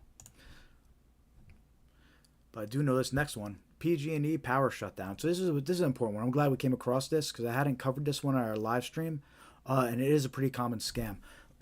These fake utility impersonation scams. They'll call you up and they'll impersonate your utility company, whether it's your power company or your water company, or and they'll say that they're going to turn off your power if you don't pay your bill. You have a bill due, right? So very common scam, utility impersonation. Someone's reporting it here. We've seen so many different examples of this, impersonating all different utility and electric power companies, right? So be aware of this if you ever get a random call from somebody claiming to be with your power company, claiming that you owe money, threatening to turn you off. It is a very common scam. And in person, there's been in-person cases too, where someone will come to the door, they claim with your power company. To be safe, you should really, before you let anybody in, call your power company and see if it's really them. Because that's, it's a big scam that's happening. So be suspicious. Almost wrapped up here. Let's see what the last two scam reports are.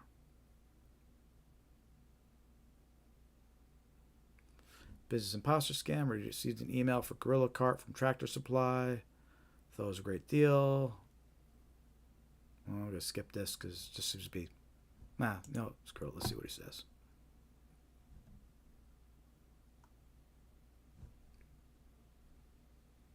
Received email for Gorilla Cart Tractor Supply. Thought it was a great deal. Several people said they received theirs. However, it was a scam. After giving my credit card info, called Tractor Supply and they confirmed it was a scam. Okay, so this is actually a pretty good example of a phishing email scam. The victim got an email they thought was from Tractor Supply. It had a great offer, and he clicked the link. Obviously took him to a fake website, and he gave him their credit card details. So he fell for the fake offer. That's a great example of just a very common phishing. They call it phishing, email phishing, when they send you an email like this. They just send They blast the same email out to hundreds of thousands of people, and there's a numbers game. Some people are gonna, click that link. This guy sounds like he knows, he uses tractor. I don't know what a grill cart is or anything, so it sounds like this guy's familiar with that type of thing. He's familiar with who Tractor Supply is, so he gets an email like that. To him, it's not suspicious. Oh man, there's Tractor Supply. I already know. I used them. Sent me an offer, but I just didn't realize it was a fake email, fake link, and scammers got his info. So it's a good example of, watch out for any email offers. You can't just trust links. All right, and then the last one. This is good. This is a what is tech support scam fees? I was purchase a Boston Terrier on Facebook. Oh, this is a pet scam. Okay, I guess we'll wrap up on this one. I don't know why I say they call it tech support scam though. Oh, let's see what this last report is.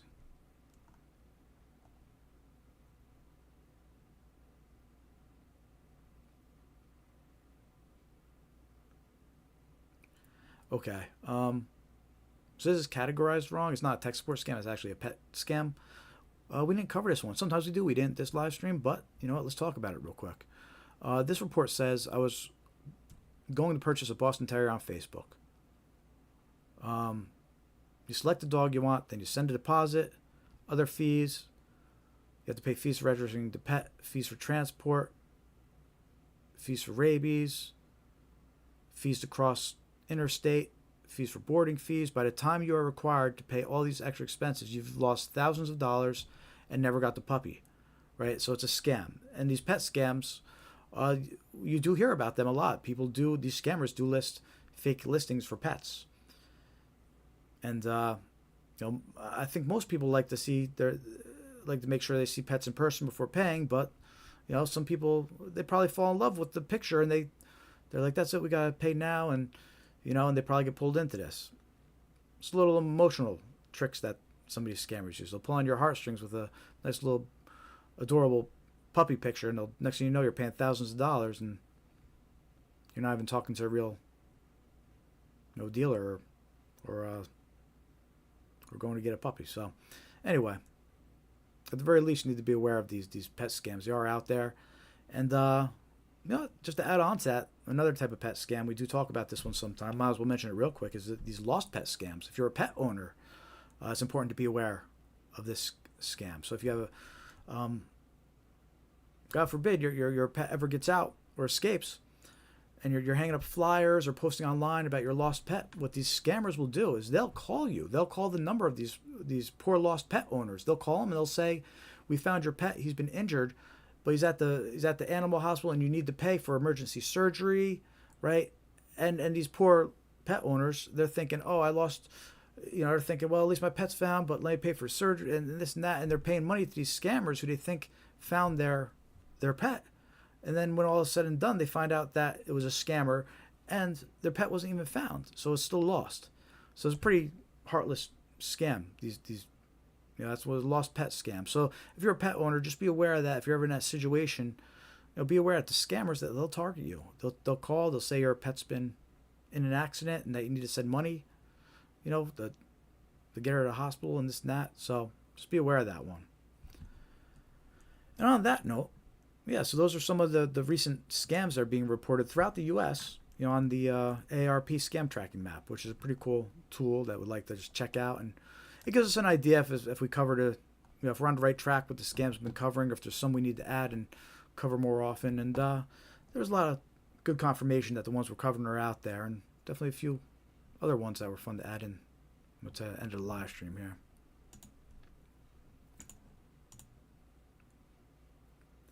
So on that note, I think it's about time to get this wrapped up. Thank you to everybody who watched this live stream. I appreciate it. Thank you to everybody that subscribed and clicked like, follows our content. If you haven't joined our email list yet, please take a moment over on scamaware101.com. You can click join mailing list. Again, make sure to check your junk mail folder for the confirmation. And follow us on your favorite social media platforms. We're on Facebook, Threads, Instagram, X, Blue Sky. We appreciate any followers and any support we could get. Oh, also, if, hey, you want to support the mission financially, again, we have the donate link on our website or at the bottom of the page here. So click that and you can send us some cash. We'll take it. We'll put it to a good cause and see if we could spread more awareness of these scams. All right, everybody. Last chance to hit that like button. Again, I'm Jared with ScamAware 101. Thank you for watching the live stream. We appreciate it. Do it every week. Hope to see you next week. We saw some new faces this week, some old faces. This is great. I should say old faces, return faces. They made me call you old. Return faces. And we appreciate them all. So thank you again. Thank you for watching. Spread awareness. Hope you learned something or found some things you could share with some loved ones. And we'll see you next week. Until then, stay safe. See you next time.